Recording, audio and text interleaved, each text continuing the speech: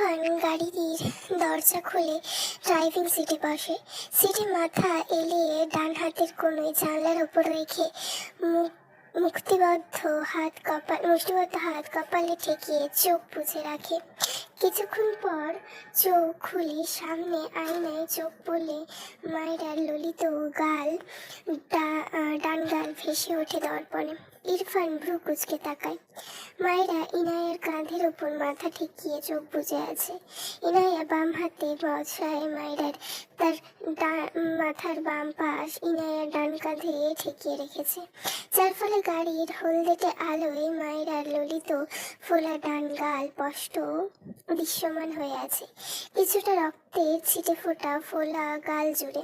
ইরফান কিছুক্ষণ আয়নায় ফুটে ওঠা মলিন মুখের মায়েরার পানি চেয়ে থাকলো, এরপর চোখ সরিয়ে নেয়। ডান হাতে গাড়ি স্টিয়ারিং এ একটা থাপ্পড় মারে। মায়েরা ঘুমের মাঝে কেঁপে ওঠে, তবে চোখ মেলে তাকায় না, ঘুমিয়েছে বোধ হয়। সেই সময় শুদ্ধ গাড়িতে ইরফানের পাশে উঠে বসে, ভ্রু কুঁচকে বলে, আবার কি হলো তোর? ইনায়া আর চোখে তার ভাইয়ের দিকে তাকায়। ইরফান সামনে তাকিয়ে গাড়ি স্টার্ট দেয়, পিছন দিকে ফিরে হঠাৎ করে স্পিড বাড়ালো। মায়েরা ঝাঁকি দিয়ে ওঠে, একটু চোখ লেগেছিল, এত জোরে ধাক্কা পেয়ে পিটপিট করে চোখ মেলে তাকায়। ইরফান গাড়ি স্পিড বাড়ায়। মায়েরা চোখ বড় বড় করে তাকিয়ে বলে, এত জোরে গাড়ি চালাচ্ছে কেন? গাড়ি আমি আমার মারার জন্য এমন করছেন? খারাপ লোক। শুদ্ধ পিছন ফিরে ইশারায় বলে, মেরি মা চুপ চুপ। মায়েরা তোর শুদ্ধর দিকে তাকালোই না, রেগে মেগে বলে, আস্তে চালান বলছি, একটু ঘুমিয়েও শান্তি দেয় না। ইনায়ার দিকে তাকিয়ে বলে, আসলেই ভালোর ছিটে ফোটা নেই তোমার ভাইটার মাঝে। ইরফান রেগে গাড়ির স্পিড আরো বাড়ায়। মায়েরা কটমট দৃষ্টিতে ইরফানের মাথার পিছনে তাকিয়ে থাকে, দুই হাত আড়াআড়ি ভাবে গুজে বিড়বিড় করে, অসহ্য লোক একটা। ইনায়া আর শুদ্ধ অসহায় চোখে একবার মায়েরার দিকে তাকায়, একবার ইরফানের দিকে। তাদের মনে বলছে, এরা এমন কেন? মায়েরার মাথায় কিছু একটা আসে। ইনায়ার কাছে গিয়ে ফিসফিসে বলে, আচ্ছা আপু, বাবা যদি আমাদের বাইরে আসার কথা জানতে পারে তাহলে কি করবে? ইনায়া মায়েরার দিকে তাকিয়ে বলে, অনেক বকবে।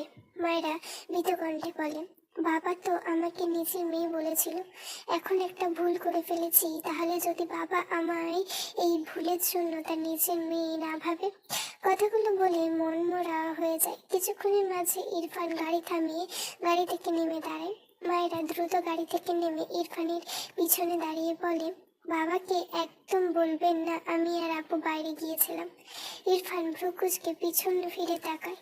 মায়েরা ইরফানের দিকে চেয়ে বলে, কথা বলছেন না কেন? একদম বলবেন না বাবাকে। ইরফান নীরব চোখে মায়ের দিকে চেয়ে আছে। মায়েরা বিরক্ত হয়ে দুই পা এগিয়ে এসে বলে, আমার আবার মারার প্ল্যান করছেন? আমি একদম মার খেতে ভয় পাই না, আপনি বাবাকে বলবেন না আমি বাইরে গিয়েছিলাম। আমি না বললে গিয়ে অপরাধ করেছি, আপনি গাল ফেটে দিয়েছেন শোধবোধ। ইরফান চোখ বুজে দীর্ঘশ্বাস ফেলল। এই গর্ধব জানেই না সে কেন মার খেয়েছে। মায়েরা কোমরে হাত দিয়ে বলে, বাবাকে বলে দেওয়ার প্ল্যান করছেন তাই না? আপনি আসলেই একটা। বলার আগে ইরফান শক্ত হাতে মায়েরার গাল চেপে ধরে। মায়েরা ব্যথা পায়। ইরফান সেকেন্ডে কয়েকের মধ্যে মায়েরার গাল ছেড়ে বারবার শ্বাস নেয়। এর সাথে থাকলে এর গায়ে মারের দাগ ছাড়া কিছুই পাওয়া যাবে না। পিছন থেকে তারেক নেওয়াজ বলে ওঠে, কি হয়েছে? কে এটা কথা বলছে? ইরফান। শ্বশুরের গলা পেয়ে মায়েরা চোখ বড় বড় হয়ে যায়। দ্রুত ইরফানের গা ঘেঁষে ইরফানের পিছিয়ে গিয়ে ইরফানের পিঠের দিকে শার্ট দু হাতে খাপচে ধরে পিছনে মুখ লুকায়। তার মনে ভয়, তার শ্বশুরের মতে রাতে বাইরে যাওয়া ভুল, সে তো এই ভুল করেছে, তাও আবার ইনায়াকে নিয়ে। এখন তার এই ব্যাটাটাও যদি তাকে আর মেয়ে না মানে, হ্যাঁ বাবা ওটাও যদি তাকে আর মেয়ে না মানে। ইরফান ফোঁস করে শ্বাস ফেলে সামনে পা বাড়ালে মাহিরা ইরফানের শার্ট টেনে ধরে। ইরফানের পা থেমে যায়। ছেলেটা বিরক্ত ওর নিঃশ্বাস ফেলে। ওপাশ থেকে শুদ্ধ আর ইনায়া গাড়ি থেকে বের হয়ে দাঁড়িয়েছে। শুদ্ধ ইরফানের পিছনে মায়েরাকে এভাবে দেখে অবাক হয়। ইরফান পিছনে হাত দিয়ে শক্ত হাতে ছাড়া দিয়ে মায়েরার হাত ছাড়িয়ে নেয় নিজের শার্ট থেকে। এরপর উল্টো ঘুরে মায়েরার দিকে তাকায় গম্ভীর মুখায়ভাবে। মায়েরা 2 পা পিছিয়ে যায়। বিড়ালের থেকে বাঁচতে বাঘের কাছে আশ্রয়ে চেয়েছে। কত বড় ভুল করেছে বুঝতে দ্রুত মায়েরা তার 2 হাত তুলে দুগালে রাখে। কাঁদো কাঁদো মুখে বলে, একদম মারবেন না বলে দিচ্ছি, আমি ব্যথা পাই, গালটা এখনো জ্বলছে। ইরফান তীক্ষ্ণ চোখে মায়েরার মুখের দিকে চেয়ে রইল, কিছুই বলল না। এরপর মায়েরার পাশ কাটিয়ে চলে যায়। মায়েরা বোকা চোখে সামনে তাকালে তার শ্বশুরকে দেখে চোখ বড় বড় হয়ে যায়। তারেক নেওয়াজ এগিয়ে এসে মায়েরাকে দেখে বলে, আম্মু তুমি এখানে, কোথায় গিয়েছিলে? মায়েরা আমতা আমতা করে বলে, ওই গিয়েছিলাম। এরই মাঝে তারেক নেওয়াজ চোখ যায় মায়েরার গালের দিকে। সন্ধ্যার পর সে মায়েরাকে দেখেছিল। মেয়েটার গাল এমন ছিল না। একটু সময়ের মাঝে গাল ফেটে রক্ত বের হওয়ার উপক্রম হয়েছে কিভাবে ভেবে পায় না। তাই প্রশ্ন করে, তোমার গালে এই অবস্থা হলো কি করে আম্মু? তারেক নেওয়াজের কথা শুনে ইরফানের পা থেমে যায়। মায়েরা বলতে চায়, আপনার ছেলে লোহার হাত দিয়ে আমার মতো কোমল ত্বকে আঘাত করেছে, কিন্তু মনের কথা মনেই রাখলো। এমনিতেই তাকে নিয়ে কত অশান্তি হয়েছে, এটা বললে নিশ্চয়ই আরো অশান্তি হবে, বাবা ছেলের মাঝে আরো রাগারাগি হবে। এইসব ভেবে আর বলল না। কিন্তু কি বলবে ভেবে হঠাৎই মাথায় বুদ্ধি আসে। অন্তঃপর মৃদু হেসে বলে, আমি বাথরুমে পড়ে গিয়েছিলাম বাবা, তাই আর কি, ঠিক হয়ে যাবে, কিছুই হয়নি। তারেক নেওয়াজ ভ্রু কোঁচকালো। তাকে এই নিয়ে আর ভাবতে হয় না। ইরফান এগিয়ে এসে গম্ভীর গলায় বলল, আমি মেরেছি। পিছন থেকে ইরফানের কথা শুনে মায়েরা পিছন ফিরে চোখ বড় বড় করে তাকায়। ইরফান রাগান্বিত চোখে মায়েরার দিকে চেয়ে বলে, ইডিয়েট, লাই লাইয়ার হতে শিখেছে বাচ্চা কালেই। তারেক নেওয়াজ রেগে বলে, তুমি আবারও ওকে মেরেছো? ইরফান যেতে যেতে শক্ত কণ্ঠে বলে, বাদরামি করেছে, শাস্তি পেয়েছে, দ্যাটস ইট। তারেক নেওয়াজ রেগে বলে, তুমি সত্যি একটা অমানুষ হয়েছো। এই মেয়েটাকে মারতে তোমার একটুও মায়া হয় না? ইরফান রাগে তাদের মেইন গেটে একটা লাথি মেরে বাড়ির ভেতরে চলে যায়। তারেক নেওয়াজ অবাক হয়ে দেখলেন ইরফানকে। চোখ বুজে দীর্ঘশ্বাস ফেললেন। এইসব আর নতুন কি? তার কেন যেন বারবার মনে হচ্ছে বিয়েটা দিয়ে তিনি সত্যিই খুব বড় ভুল করেছেন। মায়েরার দিকে তাকালে দেখলে মায়েরা তার দিকেই তাকিয়ে আছে অসহায় চোখে। মায়েরা হঠাৎই হেসে বলে, বাবা আপনি রাগ করবেন না, আমার ব্যথা তো অর্ধেক সেরে গিয়েছে, কিছুক্ষণ পর পুরোটাই সেরে যাবে। তারেক নেওয়াজকে চুপ থাকতে দেখে মায়েরা আবারও বলে, বাবা আপনি একটা কথা বলতে চাই। তারেক নেওয়াজ মায়েরার দিকে তাকিয়ে মৃদু হেসে বলে, হ্যাঁ আম্মু বলো। কথাটা বলে পাশ ফিরে ইনায়া আর শুদ্ধকে দেখে ভ্রু কোঁচকালো। আবার মায়েরার দিকে তাকিয়ে বলল, এরা সবাই গিয়েছিল কোথায়? ইনায়ার দিকে তাকিয়ে বলল, তোমরা কোথায় গিয়েছিলে? মায়েরা ভাবে এক্ষুনি ইনায়া আপুকে বকলো বলে দ্রুত বলে ওঠে, আমি নিয়ে গেছিলাম বাবা। তারেক নেওয়াজ ভ্রু কুঁচকে বলল, কোথায়? মায়েরা হেসে বলল, আচ্ছা আগে আমার একটা কোশ্চেনের অ্যান্সার দিন। ধরুন আপনার এক মেয়ে প্রথমবার বড় একটা ভুল করেছে, এরপর আপনার কাছে ক্ষমা চাইছে, আর সে ভুল তৃতীয়বার করবে না, আপনি কি তাকে ক্ষমা করবেন নাকি শাস্তি দেবেন? তারেক নেওয়াজ কোচকানো ভ্রু শিথিল করে বলল, তা কি ভুল করেছো আম্মু? মায়েরা হি হি করে হেসে বলে, বাবা আমরা ফুচকা অনেক পছন্দের, তাই এক্সাইটমেন্টে একা একাই চলে গিয়েছিলাম। মাথা নিচু করে অনুতাপের স্বরে বললে, সরি। তারেক নেওয়াজ মায়েরার মাথায় হাত বুলিয়ে গম্ভীর গলায় বলে, ফার্স্ট টাইম তাই ক্ষমা করলাম, সেকেন্ড টাইম কঠিন পানিশমেন্ট হবে কিন্তু। মায়েরা মন খারাপ করে বলল, আপনার মেয়ে হওয়া থেকে কাটাকুটি হব না তো? তারেক নেওয়াজ অদ্ভুত চোখে তাকালো মায়েরার দিকে।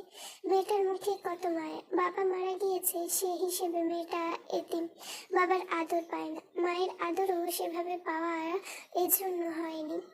বন্ধু মেয়েটা তার কাছে নিয়ে আসলো, কিন্তু তার ছেলে যে মেয়েটার সাথে অনাবিক আচরণ করছে, এত তিনি ভেতরে ভেতরে শেষ হয়ে যাচ্ছেন।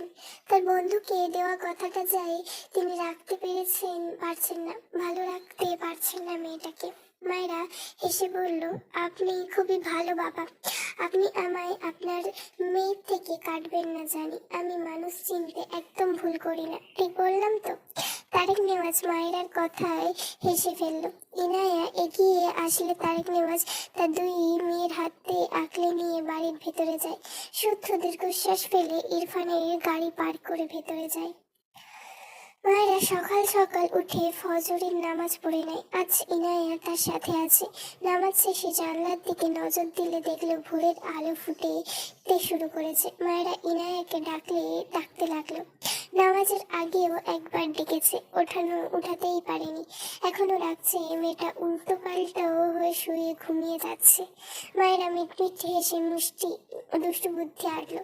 তার ব্যাগে একটা রবারের সাপ আছে, এটা দিয়ে তার ছোট ভাইকে ভয় দেখাতেও মাঝে মাঝে একে একে ব্যাগ থেকে বের করে আনে। এরপর নাইরার গলার সাথে সাপটা রেখে দেয়, মুখ চেপে ফিসফিস করে একটু হেসে নেয়। এরপর ইনায়ার দিকে ঝুঁকে বলে, আপু আপু ওঠো, সাপ, তোমার গায়ে সাপ। ইনায়া আবারও ওপাশ ফিরে ঘুমিয়ে পড়ে। ঘুম হালকা হওয়ায় মায়েরা সাপ সাপ কথাটা কানে পৌঁছায়। পিটপিট করে চোখ খুলে সামনে ঝাপসা দেখে, আবারও চোখ বুঝতে চোখ নামালো। তার হাতের ওপর সাপের মতো কিছু একটা দেখেই লাফ দিয়ে উঠে সাপটা ছুঁড়ে ফেলে, সর্বশক্তি দিয়ে চিৎকার করে সাপ বলে। মায়েরা নিজেও ভয় পেয়ে ইনায়ের সাথে চিৎকার দেয়। মূলত ইনায়া এক্সপ্রেশন দেখে মায়েরার মনে হয়েছে সত্যি সত্যি সাপ বেরিয়েছে। মায়েরা দৌড়ে গিয়ে রবারের সাপ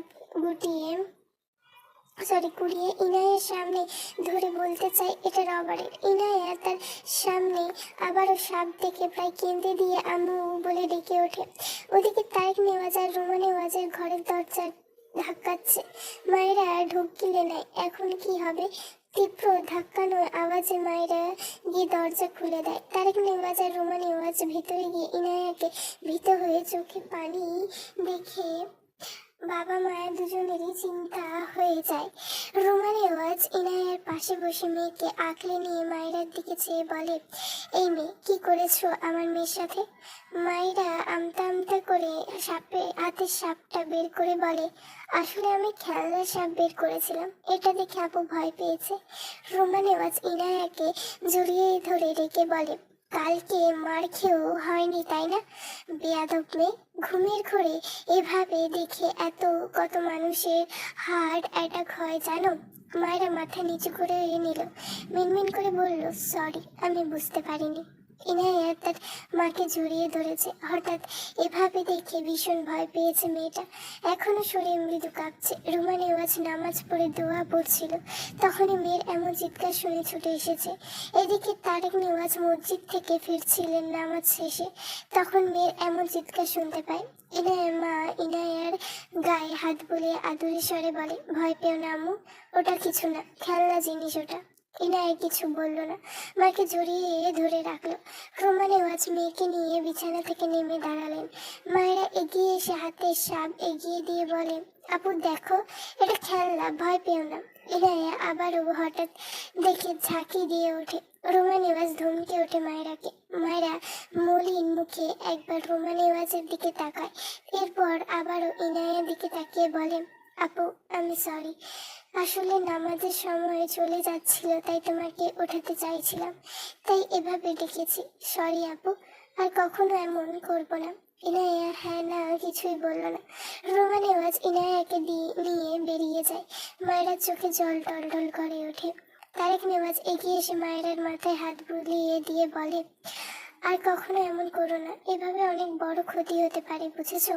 মায়েরা নিজেকে সামলে ফট করে মাথা তুলে হেসে বলে, জি বাবা।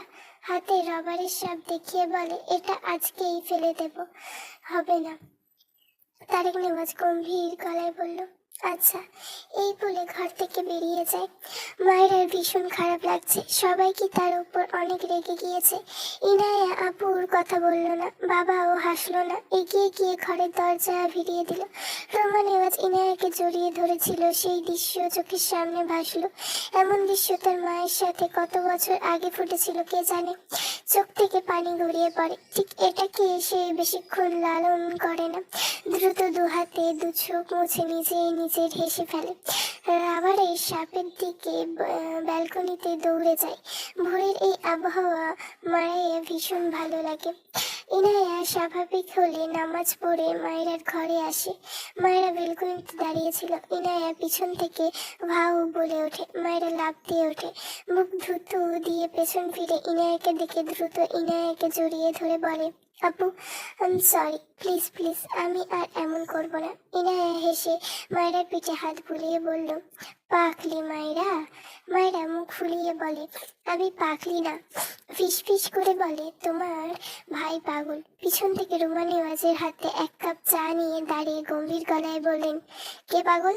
মায়েরা রুমা নেওয়াজকে দেখে ভীত চোখে তাকায়। আমতা আমতা করে হে হে করে হেসে বলে, ও আমি। ইনায়ার মা ইনায়ার হাতে চায়ের কাপ দিয়ে বলে, তোমার গুণধর ভাবিকে এটা খেয়ে আমাকে উদ্ধার করতে বলো, আর এইসব বেয়াদবি করতে বারণ করো। মায়েরা মাথা নিচু করে মিনমিন করে বলে, আমি বেয়াদবি করি না তো আন্টি, আমি খুব ভালো, আপনি আমার সাথে একদিন কাটিয়ে দেখুন। রোমা নেওয়াজ থমকে বলেন, একজন বাবা আরেকজন আন্টি। মায়েরা অবাক হয়ে রোমা নেওয়াজের দিকে তাকিয়ে বলে, তাহলে আপনাকে কি বলবো? রোমা নেওয়াজ দীর্ঘশ্বাস ফেলে ইনায়ের হাতে চায়ের কাপ ধরিয়ে দিয়ে ঘর থেকে বেরিয়ে যায়। মায়েরা ইনায়ের দিকে তাকালে ইনায়া হেসে বলে, তোমাকে আম্মু বলে ডাকার ইঙ্গিত দিচ্ছে আম্মু। মায়েরা চোখ বড় বড় করে ইনায়ের হাত ধরে ঘুরিয়ে নিলে ইনায়ার হাত থেকে গরম চা কিছুটা মায়েরার পায়ের ওপর এসে পড়ে। মায়েরা উফ শব্দ করে ওঠে। ইনায়া দ্রুত চায়ের কাপ রেখে বলে, হাই হাই, কোথায় লাগলো? মায়েরা মেঝেতে বসে হাত দিয়ে পায়ের উপর থেকে এবার হাত বুলিয়ে হেসে বলে, ওই একটু, কিছুই হয়নি, তুমি চা খাও। ইনায়া হেসে বলে, এই চা তো আম্মু তোমাকে দিয়ে গেল, আমি চা খাবো না, আমি এখন ঘুমাবো। তুমি যে সকালে ঘুমাও না, তাই আম্মু আব্বু বাবার সাথে তোমার জন্য চা করেছে। মায়েরা অবাক হয়ে তাকালো ইনায়ের দিকে, মুখ ফসকে বলে ফেলে, তার মানে তোমার আম্মু, আই মিন আমার শাশুড়ি, উপরে উপরে দরজার শাশুড়ি, ভিতরে ভিতরে ভালো শাশুড়ি, তাই না? ইনায়া মায়েরার কথায় হেসে ফেলল। বসা থেকে দাঁড়িয়ে ঘরে গিয়ে বিছানায় শুয়ে পড়ে। আমি ঘুমাচ্ছি মায়েরা, আমার সকালে ওঠার অভ্যাস নেই, বাই। মায়েরা হেসে বলে, আচ্ছা আপু ঘুমাও, আর ডিস্টার্ব করবো না পাক্কা। এরপর চায়ের কাপ নিয়ে ফটফট চা সাবার করলো, বিড়বিড় করলো। শাশুড়ি মায়ের মুখ থেকে নিম ঝরলো, হাত থেকে তো বহুত মধু ঝরে। পা জ্বলছে হালকা, দ্রুত ওয়াশরুমে গিয়ে ট্যাপের নিচে পা দিয়ে রাখলো কিছুক্ষণ। জ্বলুনি কিছুটা কমেছে। এরপর ওয়াশরুম থেকে বেরিয়ে ইনায়াকে দেখলো সে ঘুম। মায়েরা ইনায়াকে আর ডিস্টার্ব করলো না, ঘরের দরজা চেপে ঘর থেকে বেরিয়ে যায়। এদিকে ওদিক তাকালো, পুরো বাড়ি নিস্তব্ধ, সবাই হয়তো আবারও ঘুমিয়েছে। মায়েরা এদিকে ওদিক হাঁটলো, এরপর ধীরে ধীরে মেইন গেট খুলে বাইরে যায়। বাড়ির সামনে অনেকটা জায়গা জুড়ে ফাঁকা রাস্তার মতো, তবে এই জায়গা ইরফানের একদম মেইন গেটের ভেতরে। ডান পাশে বড় বড় বাগান, বাম পাশে অনেক গাছপালা লাগানো। মায়েরা আশেপাশে তাকালো, কেউ কোথাও নেই। মেয়েটা খালি পায়ে দৌড় লাগায় বাগানের ভেতর, অনেকটা জায়গা জুড়ে ফাঁকা। মায়েরা খালি পায়ে মাটির ওপর হেঁটে ঘুরে ঘুরে দেখলো। হঠাৎ তার মাথায় আসে দড়ি খেলার কথা, গ্রামে প্রচুর খেলেছে, এখন খেলার ভীষণ ইচ্ছে জাগলো। কিন্তু খেলার দড়ি এখানে নেই, আর তার বাড়িতে রেখে এসেছে।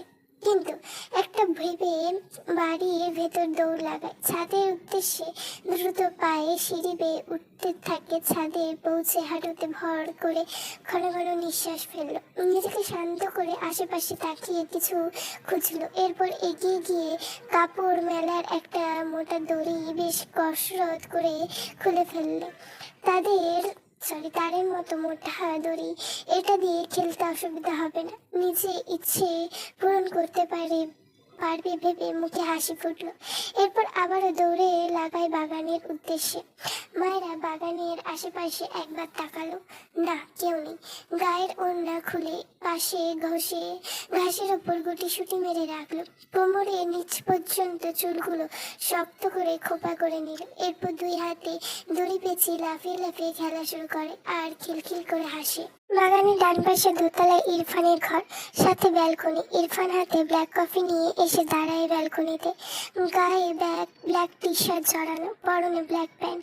ডান হাতে কফির মগ নিয়ে তাতে চুমুক দেয়। বাম হাত পকেটে রেখে তীক্ষ্ণ চোখে তাকায় তার ব্যালকনি বরাবর নিচের দিকে। মায়েরা লাফিয়ে লাফিয়ে খেলার মাঝে খোপা খুলে গিয়েছে। কোমরের নিচ পর্যন্ত কালো কিচকিচ ঘন চুলগুলো ছড়িয়ে। মেয়েটা তবুও খেলছে লাফিয়ে লাফিয়ে। বারবার লাফানোর ফলে চুলগুলো এলোমেলো হয়ে দুলতে থাকে।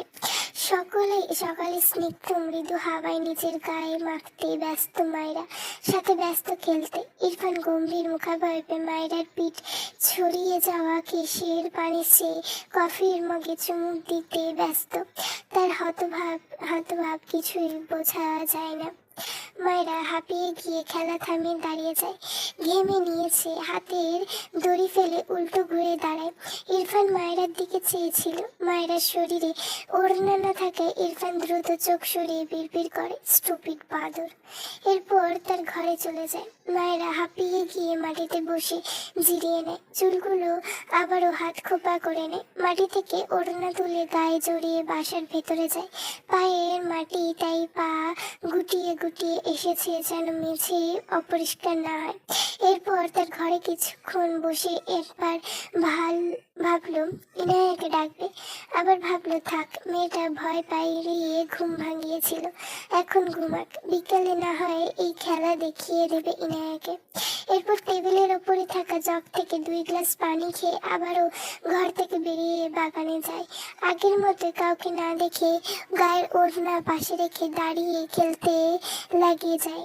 মায়েরা যখন ঘরে ফিরে বসেছিল তখন ইরফান নিচে নেমে আসে। বাগানে বিভিন্ন গাছ আছে, ফুল ফল আরো বিভিন্ন ধরনের। ইরফান প্রায় গাছ কেটে দেয়, আজও সেজন্য এসেছিল।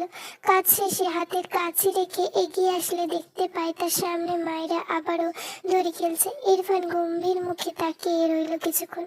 এরপর মায়েরার পাশ দিয়ে চলে যেতে নিলে মায়েরা হঠাৎই খেলা থামে, উল্টো করে ইরফানের বুকের সাথে ধাক্কা খেয়ে ঠাস করে পড়ে যায় পিছন দিকে।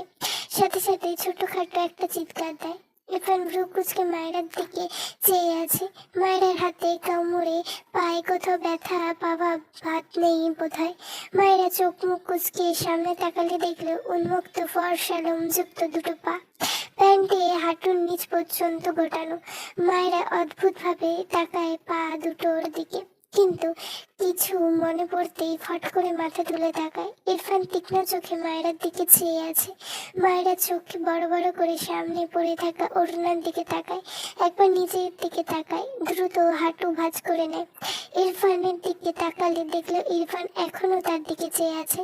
সাথে সাথে চোখ নামিয়ে নেয়। মেয়েটা লজ্জা পেয়েছে বেশ, মুখে খই ফোটা। মায়েরা কেমন যেন কথা খুঁজে পাচ্ছে না।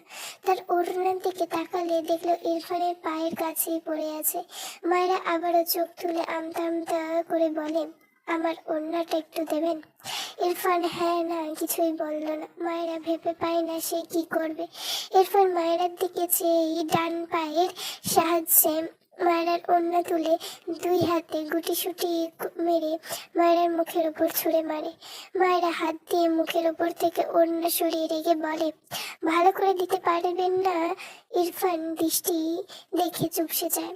যাক, চোখ নামিয়ে বিড়বিড় করে, মানুষটা তো ভালো না, কাজও ভালো হবে কি করে। বলতে বলতে ওড়না নিয়ে মাথা সহ নিজেকে ঢেকে নিল। ইরফান পাশ কাটিয়ে যেতে নেয়। মায়েরা তখনই বসা থেকে কোনো রকম উঠে দাঁড়ালে ব্যালেন্স হারিয়ে ঠাস করে ইরফানের বুকে ঢলে পড়ে যাওয়া ভয়ে 2 হাতে ইরফানের বুকের সাথে শক্ত করে আঁকড়ে ধরে।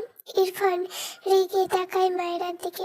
মায়েরা কাঁদো কাঁদো মুখ করে ইরফানের দিকে তাকিয়ে বলে, বিশ্বাস করুন আমি ইচ্ছে করে পড়িনি, আমার পায়ে কি যেন হয়েছে, দাঁড়াতে পারছি না। ইরফান মায়েরার কথা কানে নিল না, ডান হাতে মায়েরাকে ধাক্কা দিল। মায়েরা ঠাস করে আবারও পড়ে যায়। পড়ে গিয়ে ওমাকে বলে ওঠে। ইরফান তীক্ষ্ণ চোখে একবার মায়েরার দিকে চেয়ে পাশ কাটিয়ে যেতে নিলে তার পাশ দিয়ে জাহিদ মায়েরার দিকে এগিয়ে গিয়ে বলে, আরে মায়েরা, কি হয়েছে তোমার? মায়েরা পিটপিট করে চোখ তুলে তাকায়। কোমর আর পায়ে বেশি ব্যথা পেয়েছে, ডান পা তো মাটিতে রাখতেই পারছে না।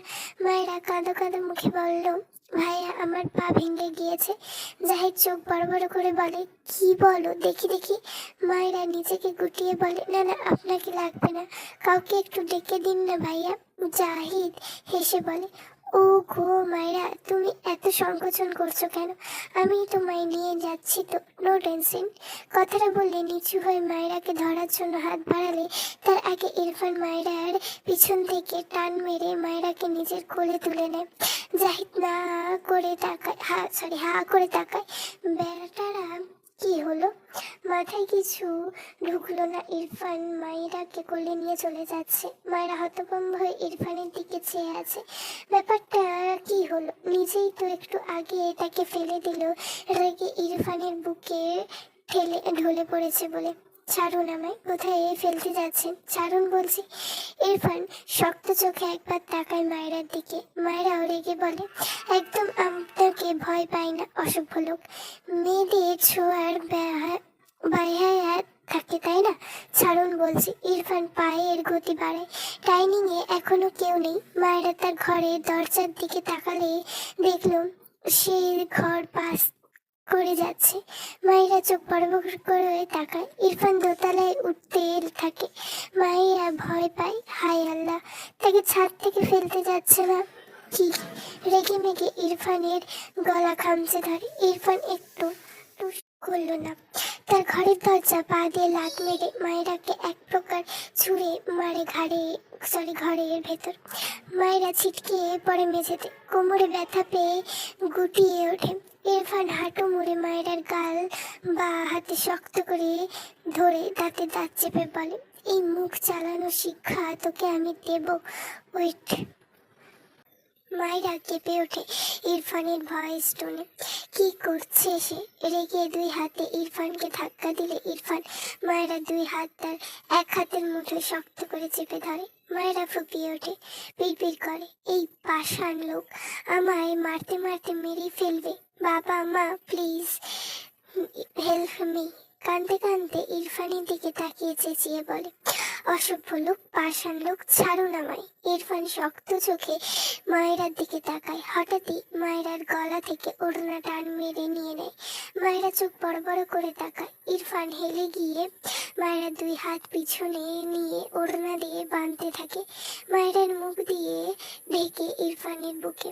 মায়েরা কেঁদে কেটে অস্থির। মেয়েটা এমনিতেই কাঁদে না, কিন্তু এই লোক তার সাথে এমন করছে কেন? ইরফান মায়েরার হাত বেঁধে সরে গেলে মায়েরা কান্না মাখা চোখে ইরফানের দিকে তাকায়। লজ্জা সংকোচে নুইয়ে আছে মেয়েটা। কাঁদতে কাঁদতে দৃষ্টি নত করে বলে, আপনি আসলে একটা অসভ্য। আমার পা ভেঙে গিয়েছে, এখন আপনি আমায় কোমর ভেঙেছেন, আমার কাঁধ থেকে কাপড় খুলে নিয়েছেন, আমার হাত বেঁধে দিয়েছেন। উফ, ছেড়ে দিন আমায়। ইরফান মাথায় মায়েরার এত বকবক নিতে পারল না। ডান হাতে মায়েরার মুখ চেপে বলে, স্টপ, জাস্ট স্টপ। মায়েরা ভেজা চোখে পিটপিট করে তাকায় ইরফানের পানে। ইরফান মায়েরার মুখ থেকে হাত সরিয়ে মায়েরার ডান হাতে হাত দিয়ে মায়েরা চেঁচিয়ে ওঠে, কেঁদে কেঁদে বলে, আমার পা ভেঙে গিয়েছে, ছেড়ে দিন, ধরবেন না প্লিজ। ইরফান বিরক্তিতে কপাল কুঁচকে একবার মায়েরার মুখের দিকে তাকালো। চোখ সরিয়ে নিয়ে মায়েরার পা ধরে একবার সে জোরে টান দেয়। মায়েরা জোরে কেঁদে দেয়। ইরফানের মায়েরার পা এদিকে ওদিকে নাড়িয়ে দেখে, একদম মেঝে থেকে উপরে দাঁড়ায়। মায়েরাকে এখনো কাঁদতে দেখে পিড়পিড় করে, স্টুপিড গার্ল। মায়েরা মাথা তুলে বলে, আমার হাত খুলে দিন, খারাপ লোক। এটা একটা মেয়েকে পেয়ে সুযোগ নিতে লজ্জা করছে না? অসভ্য ইতর বেয়াদব, আপনাকে আমি জেলের ভাত খাওয়াবো, ভদ্র বাবার অসভ্য পোলা একটা। ইরফান রেগে এক টান দিয়ে মায়েরাকে দাঁড় করায়, তাদের দাঁত চেপে বলে, স্টুপিড গার্ল, স্টপ, নয়তো এই দুই গাল আস্ত থাকবে না। মায়েরা রেগে আবারও জোরে চেঁচিয়ে বলে, করবো না, আমার মুখ, আমি বলবো। অসভ্য ছেলে, অসভ্য লোক, শুধু মেয়েদের ছোঁয়ার বাহানা খোঁজে, আমার ইজ্জতের ফালুদা করে দিল। অস আর বলতে পারলো না। বাম গালে একটা শক্তপোক্ত থাপ্পড় পড়ে। মায়েরা ডান দিকে হেলে যায়, কাঁদতে কাঁদতে বলে, হো আল্লাহ, আমার জীবনটা 2 দিনে থাপ্পড়ময় হয়ে গেল এই পাষাণ লোকের জন্য। মেয়েটার মুখ বন্ধ হয় না, কাঁদে, তবুও কথা বলতেই থাকে। ইরফান তীব্র বিরক্তিতে টেবিলের ডয়ার থেকে স্কট টেপ এনে মেয়েটাকে চেপে মায়েরার মুখে লাগিয়ে দেয়। মায়েরা চোখ বড় বড় করে তাকায়। ইরফান তার কাজ শেষ করে চোখ বুজে দীর্ঘ নিঃশ্বাস ফেলে, এগিয়ে গিয়ে দরজা লক করে দেয়। এরপর গায়ে টি শার্ট খুলে ছুঁড়ে ফেলে ওয়াশরুমে চলে যায়। মায়েরা ইরফানের যাওয়ার দিকে তাকিয়ে উবুম করে। অসহায় চোখে একবার নিজের দিকে তাকায়, আরেকবার বন্ধ দরজার দিকে। এগিয়ে এসে বিছানার উপর বসলে এমন দেবে যায়, মায়েরা ভয় পেয়ে দ্রুত দাঁড়িয়ে যায়। ভ্রু কুঁচকে তাকায়, এই বিছানা এমন নরম কেন, অদ্ভুত। হঠাৎই ডান পা তুলে এগিয়ে এদিক ওদিক নাড়ায়। এই পায়ে তো ব্যথা পেয়েছিল, এখন ব্যথা লাগছে না কেন? ইরফান পা জোরে টান দিল, এরপরই তো দাঁড়িয়ে আর কোনো প্রবলেম হলো না। মায়ের আর মনে পড়ে কাঁটা দিয়ে কাঁটা তুলতে হয়। মায়েরা বাধা মুখে মনে মনে বিড়বিড় করে, ব্যথা দিয়ে ব্যথা সারিয়েছে এই অসভ্য লোকটা। ঘরের চারপাশে তাকায়, ঘরের সবগুলো পর্দা টানা, হালকা দিনের আলো ঘরে এসেছে। মায়ের কেমন দম বন্ধ লাগলো। এমনিতে মেয়েটা গ্রামে বড় হয়েছে, এখানে এসে সবগুলো জানলা খুলে দিলে রাখে, তবু বদ্ধ লাগে। আর এই ঘরে সব জানলা দরজা লাগানো। মায়েরা বাধা মুখে বিড়বিড় করে, এই প্রতিবন্ধী পরিবেশে থেকে থেকে এই লোক অটিস্টিক হয়ে গিয়েছে, মাথায় গন্ডগোল হয়েছে। পিছনে তার ওড়না দিয়ে হাত বাঁধা, বেশ অনেক সময় নিয়ে হাতের বাঁধন খোলার চেষ্টা করলো, হাঁপিয়ে গিয়েছে। ধীরে ধীরে ওড়না ঢিলে হয়ে আসে। মায়েরা বুঝতে পারে ওড়নার পিঠ গিট খুলতে পারবে, মনে মনে খুশি হয়। 2 হাত মোছামুছি করতে করতে কিছুক্ষণের মাঝে ওড়না খুলে মেঝেতে পড়ে যায়। মায়েরা খুশিতে ছটপট একটা লাফ দেয়, দ্রুত মুখ থেকে কচটেপ খুলে ছিঁড়ে ফেলে। এর মাঝে ওয়াশরুমে দরজা খোলার শব্দে পেয়ে দৌড় লাগায় দরজার দিকে। এই রুম থেকে বের হতে পারলে বাঁচে এসে যেন। একটু দুঃখের বিষয়, দরজা তো খুলতে পারছে না। ওয়াশরুম থেকে ইরফান বেরিয়ে আসে। শাওয়ার নিয়ে বেরিয়েছে ইরফান, পরনে টাওয়াল জড়ানো, উন্মাদ শরীর। মায়েরাকে দরজার কাছে দাঁড়িয়ে থাকতে দেখে ভ্রু কুঁচকালো। মায়েরা দরজা খোলার ব্যর্থ হয়ে পিছন ফিরে তাকালে চোখ বড়বড় হয়ে যায়। চিল্লিয়ে বলে ওঠে, আস্তাগফিরুল্লাহ, আপনার মতো অসভ্য মানুষ আমি দুটো দেখিনি। আমার ইজ্জত শেষ হয়ে এখন নিজের ইজ্জত লুটাচ্ছেন, ছি ছি ছি। চোখ মুখ কুঁচকে অন্যদিকে তাকিয়ে চোখ বুজে ফেলে। যান যান, জামা কাপড় পরে আসুন। ইরফান মায়েরার অযৌক্তিক কথায় বিরক্ত হয়, কিছুটা এগিয়ে এসে গম্ভীর গলায় বলে, ইজ্জত শেষ করেছি বলে নিজের মানচিত্র নিজেই মেলে দাঁড়িয়ে আছো, ইডিয়েট। মায়েরা চোখ বড় বড় করে তাকায় ইরফানের দিকে। মেঝেতে তার ওড়না পড়ে আছে। ওয়াশরুমে দরজা খোলার শব্দ পেয়ে দৌড় দিয়ে একদম খেয়াল নেই, দ্রুত তার চুলগুলো ভাগ করে 2 পাশে আনলো। ইরফান মায়েরার দিকে চেয়ে আছে। মায়েরা এদিক ওদিক তাকায়। মেয়েটা জীবনে এমন পরিস্থিতিতে পড়েনি এর আগে। এভাবে তো বাইরে যাওয়া যাবে না। মাথা তুলে একবার ইরফানের দিকে তাকালে দেখলো ইরফান তার দিকে চেয়ে আছে। চোখ নামিয়ে তার ওড়নার দিকে তাকায়। মায়েরার এবার লজ্জায় কান্না পাচ্ছে। তার সব শেষ করে দিল এই বেয়াদব লোকটা। এলোমেলো দৃষ্টিতে এগিয়ে গিয়ে মেঝেতে পড়ে থাকা ওড়না কুড়িয়ে নিয়েছে, নিজেকে ঢেকে নেয়। এরপর দ্রুত দরজার কাছে এগিয়ে গিয়ে আবারও খোলার চেষ্টা করে, কিন্তু পারে না। পিছন ফিরে কিছু বলতে গিয়ে একদম তার সামনে ইরফানকে দাঁড়িয়ে থাকতে দেখে ঢোক গিলে নেয়। এই লোকের পুরো শরীর এত লোম কেন? কথাটা মনে মনে বিড়বিড় করে। মাথা তুলে ইরফানের দিকে তাকাতে দেখলো ইরফান গম্ভীর মুখে মায়েরার দিকে চেয়ে আছে। এই লোকের সব দৃষ্টি ভয়ানক, একদম খেয়ে ফেলার মতো লাগে। মায়েরা 2 হাত 2 গাল চেপে ধরে ইনোসেন্ট ফেস বানিয়ে বলে, আরে একবার মারলে আপনাকে জেলের ভাত খাওয়াবো বলে দিলাম। দেখুন, আমি কোমরে অনেক ব্যথা পেয়েছি, আপনি দুইবার ফেলেছেন আমাকে, পা ঠিক করে দিয়েছেন, কিন্তু সেই উপকার খুবই সামান্য। থাপ্পড় মেরেছেন, আমার অর্ধেক ইজ্জত শেষ হয়ে দিয়েছেন, আর একবার মারলে আপনাকে। বাক্য শেষ করার আগে ইরফান দরজা খুলে মায়ের হাত ধরে তাকে মৃদু ধাক্কা দিয়ে ঘর থেকে বাইরে বের করে দেয়। এরপর ঠাস করে দরজা বন্ধ করে দেয়। মায়েরা হা করে বদ্ধ দরজার দিকে তাকে চিল্লিয়ে বলে, অজঘন্য, অসভ্য, অসহ্য লোক একটা, বলেই দৌড়লা গায়ে তার ঘরের দিকে। সিঁড়ি বেয়ে নেমে দৌড়ে তার ঘরের দিকে যেতে নিলে জাহিদ জেকে বলে, মায়েরা তুমি কোথায় ছিলে? জাহিদের কথায় মায়েরা দাঁড়িয়ে যায়, হেসে চোখ বড় বড় করে বলে, জমের মুখের থেকে বেঁচে ফিরছি। ইরফান পরনে প্যান্ট পরে কি মনে করে ঘর থেকে বেরিয়ে আসে। নিচে তাকে জাহিদকে দেখে পাশে মায়েরা শক্ত কণ্ঠে ডাকে, জাহিদ। ইরফান ডাকে জাহিদ মাথা তুলে ওপরে তাকিয়ে বলে, জি ইরফান ভাইয়া। ওপরে এসো। ইরফান ভাই 2 মিনিট দাঁড়াও, আসছি। এরপর মায়েরার দিকে তাকিয়ে কিছু বলার আগে আবারও ইরফান অগ্নি ঝরা কণ্ঠে বলে, এক্ষুনি আসতে বলেছি। হ্যাঁ হ্যাঁ আসছি ইরফান ভাই, 1 মিনিট ওয়েট। কথাটা বলে মায়েরার দিকে তাকিয়ে বলে, মায়েরা তোমার তো পা ভেঙে গিয়েছিল, দাঁড়িয়ে আছো কিভাবে? ইরফান রাগে বাঘের ন্যায় গর্জিত কণ্ঠে চিৎকার করে উচ্চারণ করে, জাহিদ। মায়েরা ভয় লাফিয়ে ওঠে। জাহিদ নিজেও থতমত খেয়ে ইরফানের দিকে তাকায়। মায়েরা বুকে থুতু দিয়ে বিরক্ত হয়ে পিছনে ফিরে মাথা উঁচু করে তাকায়। ইরফানের মুখ ভ্যাংচি দিয়ে তার ঘরের দিকে দৌড় দেয়। ইরফান দাঁতে দাঁত চেপে মায়ের দিকে চেয়ে রইল, এরপর হনহন করে তার ঘরে চলে যায়। জাহিদ হতাশায় নিঃশ্বাস ফেলে উপরে উঠে আসে। ইরফান ভাই কিছু বলবে। ইরফান ব্যালকনির দরজার সামনে উল্টো ফিরে দাঁড়িয়ে আছে।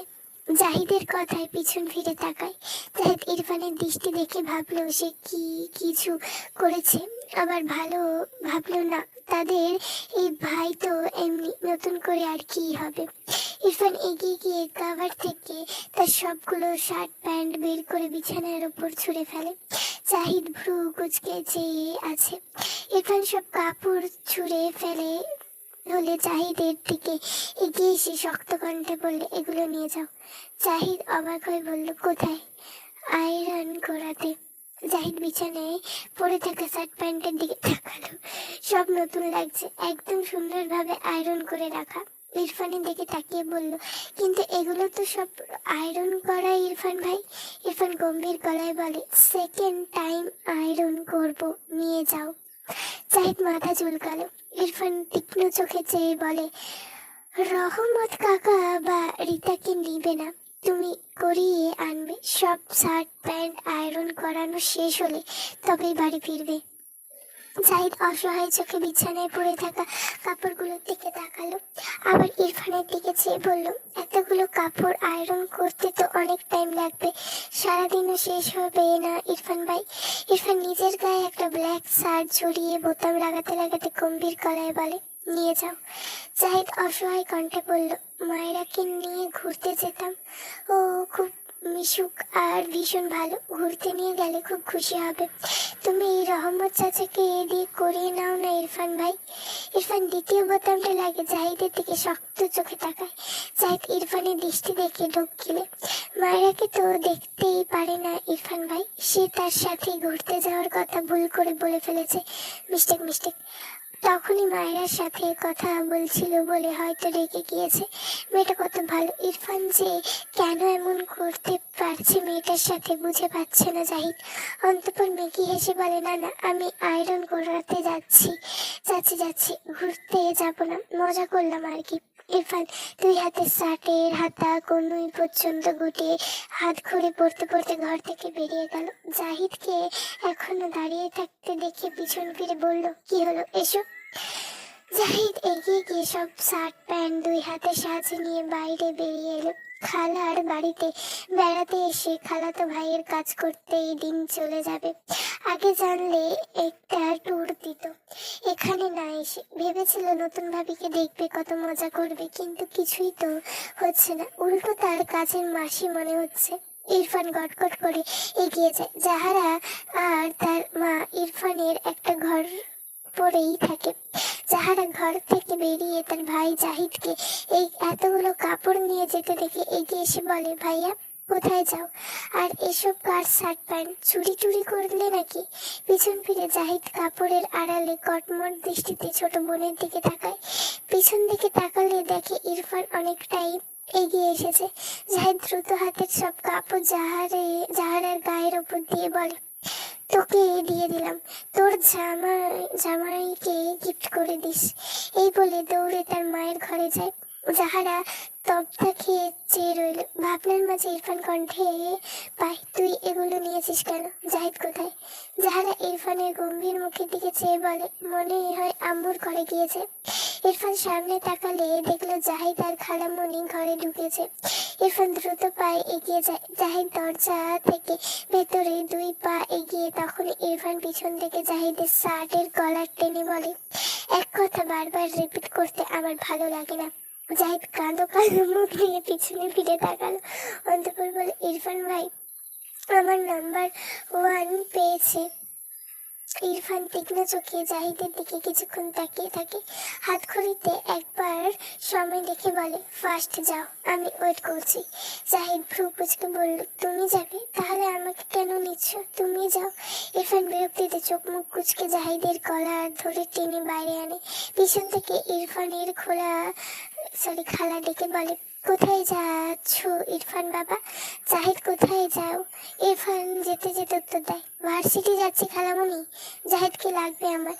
ইরফান জাহিদের কলার ছেড়ে যেতে যেতে গম্ভীর গলায় বলে, জাহিদ জাহারার থেকে সবগুলো প্যান্ট শার্ট নিয়ে বাইরে এসো ফার্স্ট। জাহিদ বিরক্ত হলো কিন্তু কিছু বলল না। ইরফান তার চেয়ে বড়, ছেলেটা হাসি মুখে খুশি হলে তাও কিছু বলা যেত। যা মুড এই ছেলে, থাক, সে না হয় একদিন বড় ভাইয়ের কাজ করে দিত। অন্তঃপর জাহারার থেকে কাপড়গুলো নিয়ে এগিয়ে যায়। ইরফান নিজের মেয়ে বাইরে যেতে নিলে তার মায়ের ডাকে থেমে যায়। ইরফান খেয়ে যাও। ইরফান গম্ভীর গলায় বলল, বাইরে খেয়ে নেব আম্মু। ইরফানকে কলেজে নামিয়ে দিয়ে যাও তাহলে। ইনায়াকে কলেজে নামিয়ে দিয়ে যাও তাহলে। ইরফান একবার হাত ঘড়ি দেখলো। অন্তঃপর বলে, দ্রুত আসতে বলো, আমার লেট হচ্ছে।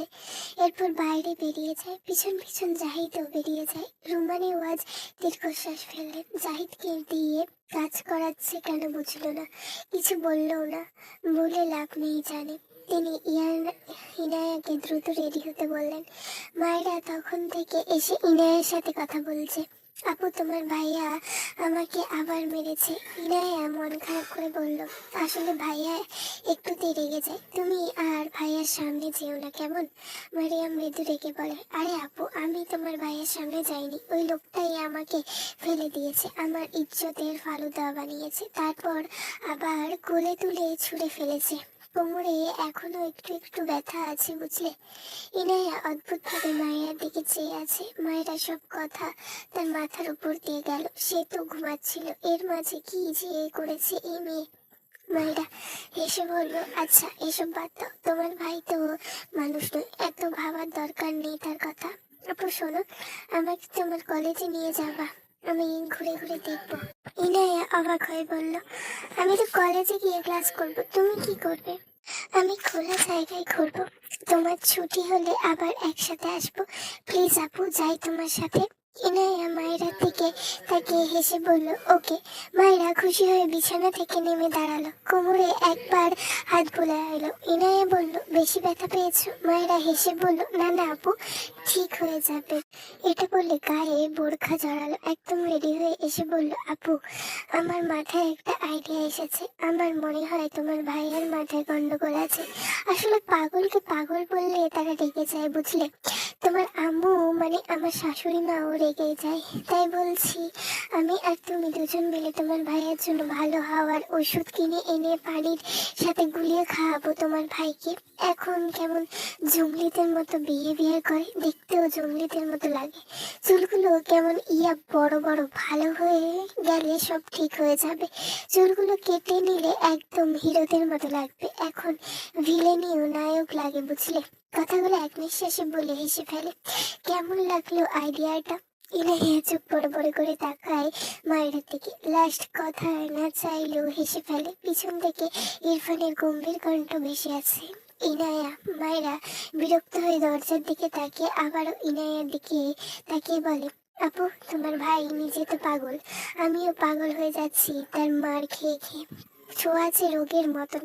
তোমার ভাইয়া এখানে নেই, তবুও আমি দেখতে পাচ্ছি। এগুলো পাগল হওয়ার লক্ষণ। তার চেয়ে ভালো চলো দ্রুত তোমার ভাইয়াকে সুস্থ করার ওষুধ আনি, তাহলে আমিও আর পুরোপুরি পাগল হব না। ইনায়া ঢোক গিলে পিছন ফিরে তার ভাইয়ের দিকে তাকালো। ইরফান চোখ মুখ শক্ত করে মায়েরার দিকে চেয়ে আছে। মায়েরা আবারও কিছু বলতে নিলে ইনায়া মায়েরার মুখ চেপে বলে, মায়েরা, এটা সত্যি সত্যি ভাইয়া, তুমি পাগল হওনি, প্লিজ চুপ করো। মায়েরা চোখ বড় বড় দরজার দিকে তাকায়, চোখ জুড়ে ভীতি। মুখ থেকে ইনায়ের হাত সরিয়ে বারবার জিভ দিয়ে ঠোঁট ভেজায়। আজ সে শেষ। ইরফান রেগে ঘরের ভেতরে প্রবেশ করলে চিৎকার করে বলে ওঠে, what dare you, sorry how dare you. মায়েরা ভয় লুকিয়ে ওঠে, সরি লাফিয়ে ওঠে, দ্রুত বিছানায় পিছনে লুকিয়ে কাঁপা কাঁপা কণ্ঠে চেঁচিয়ে বলে, আপু বাঁচাও, এই জল্লাদের হাত থেকে আমায় বাঁচাও। ইনায়া নিজের গালে দুটো থাপ্পড় দিতে ইচ্ছে করলো। মায়ের মুখটা সংযত হয় না, তাই ভাইয়ের রাগটাও সংযত হয় না। এই এখন সে কি করবে? ইরফান চিৎকার করে বলে, বেরিয়ে এসো স্টুপিড। মায়েরা ভয় কেঁদে দেবে প্রায়। এই লোককে দেখে বোঝা যাচ্ছে তার বলা সব কথা শুনে নিয়েছে, এখন তাকে কি বাঁচাবে? মাথাটা একটু বাঁকিয়ে ইরফানের দিকে তাকিয়ে কাঁপা কাঁপা কণ্ঠে বলে, দেখুন আমি কিন্তু আপনাকে নায়ক বলেছি, এত রাগার কি আছে? হ্যাঁ, প্রশংসাই তো করেছি একটু, বাকিগুলো মিথ্যে মিথ্যে বলেছি, ওগুলো ভুলে যান। ইরফান জ্বলন্ত চোখে মায়েরার দিকে চেয়ে আছে। মায়েরা ইরফানের দৃষ্টি দেখে ঢোক গিলে চোখ নামিয়ে নেয়। ইরফান এগিয়ে এসে রাগে মায়েরার সামনে এসে থেকে ইনায়াকে টেনে নিয়ে যায়। ইনায়া ডান দিকে কয়েকবার পা পিছিয়ে যায়। মায়েরাও ইনায়ার পিঠের সাথে একটা হেলান দিয়ে দাঁড়িয়েছিল। হঠাৎ করে সামনে থেকে ইনায়া সরে যাওয়ায় মায়েরা পড়ে যেতে নেয়, তবে ইনায়ার জায়গায় ইরফান দাঁড়ানো। মায়েরা হেলে গিয়ে পড়ে ইরফানের বুকে। মায়েরার আত্মার প্রাণ শুকিয়ে গিয়েছে। মেয়েটা ভয়ে জ্ঞান হারালো বলে ইরফানের বুকের শরীরেই পুরো ভার ছেড়ে দেয়। ইরফান ডান হাত মুষ্টিবদ্ধ করে চোখ বুজে লম্বা শ্বাস টানে। মায়েরকে নিজের থেকে সরানোর জন্য ধাক্কা দিতে গিয়েও থেমে যায়। মায়েরা পুরো শরীরে ভর ছেড়ে দেওয়ায় ইরফান পুরো কুচকালো। ডান হাতে মায়ের মাথা ঠেলে তার বুক থেকে সরিয়ে মায়ের মুখ পানে তাকায়। তার ঘরে গিয়ে যে থাপ্পড়টা দিয়েছিল, এর ফলে মেয়েটার বাম গাল হালকা লাল হয়ে আছে। ইরফান ফুস করে শ্বাস ফেলে। সেন্স হারিয়েছে যেন, কেন বুঝলো না। তীক্ষ্ণ চোখে বেশ কিছুক্ষণ মায়ের মুখ পানে চেয়ে রইল। ইনায়ার দিকে তাকিয়ে কণ্ঠে বিরক্ত ঢেলে বলে, স্টুপিডকে ধরবি না কি ফেলবো? ইনায়া দ্রুত এসে মায়েরাকে আঁকলে নেয়। এরপর নিচে বেশ কসরত করে ইনায়াকে বিছানায় শুয়ে দেয়। মায়েরার গালে আলতো থাপ্পড় দিয়ে বেশ কয়েকবার ডাকে। মায়েরার সাড়া নেই। ইনায়া ভয় পায়। ইরফানের দিকে তাকালে দেখে ইরফান তীক্ষ্ণ চোখে মায়েরার দিকে চেয়ে আছে। ইনায়া জিভ দিয়ে ঢোক গিলে ভিজিয়ে বলে, ভাইয়া ডক্টরকে কল করো, মায়েরার কিছু হয়েছে, ও তো চোখ খুলছে না। ইরফান বিরক্ত হয়ে পিছন ফিরে যেতে যেতে বলল, জাস্ট 2 মিনিটস, রেডি হয়ে বাইরে আয়, আমার লেট হয়েছে। ইনায়া ভাইয়ের নির্লিপ্ত ভীষণ বিরক্ত হয়। এর মনে রাগও হয়। একটা মানুষ অসুস্থ হয়ে অজ্ঞান হয়ে গিয়েছে, তবুও তার ভাইয়ের মনে একটু মায়া দয়া নেই। কণ্ঠে কিছুটা রাগ নিয়ে পিছন ফিরে বলল, তোমার প্রবলেম কি ভাইয়া? দেখছো একটা মেয়ে অসুস্থ, তার তুমি হেয়ালি করেই যাচ্ছ। আসলে তুমি পাষাণ হয়ে গিয়েছো। ইরফান দাঁতে দাঁত চেপে ইনায়ের দিকে তাকালো।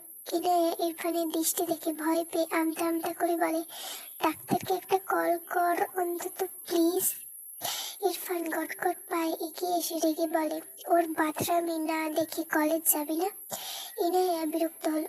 মানছে মায়েরা চঞ্চল, এর জন্য সেন্স হারিয়েছে বলে তাকে সুস্থ করে জাগিয়ে তুলবে না? ইরফান হঠাৎই মায়েরার হাত ধরে জোরে টান দিয়ে বসিয়ে দেয়।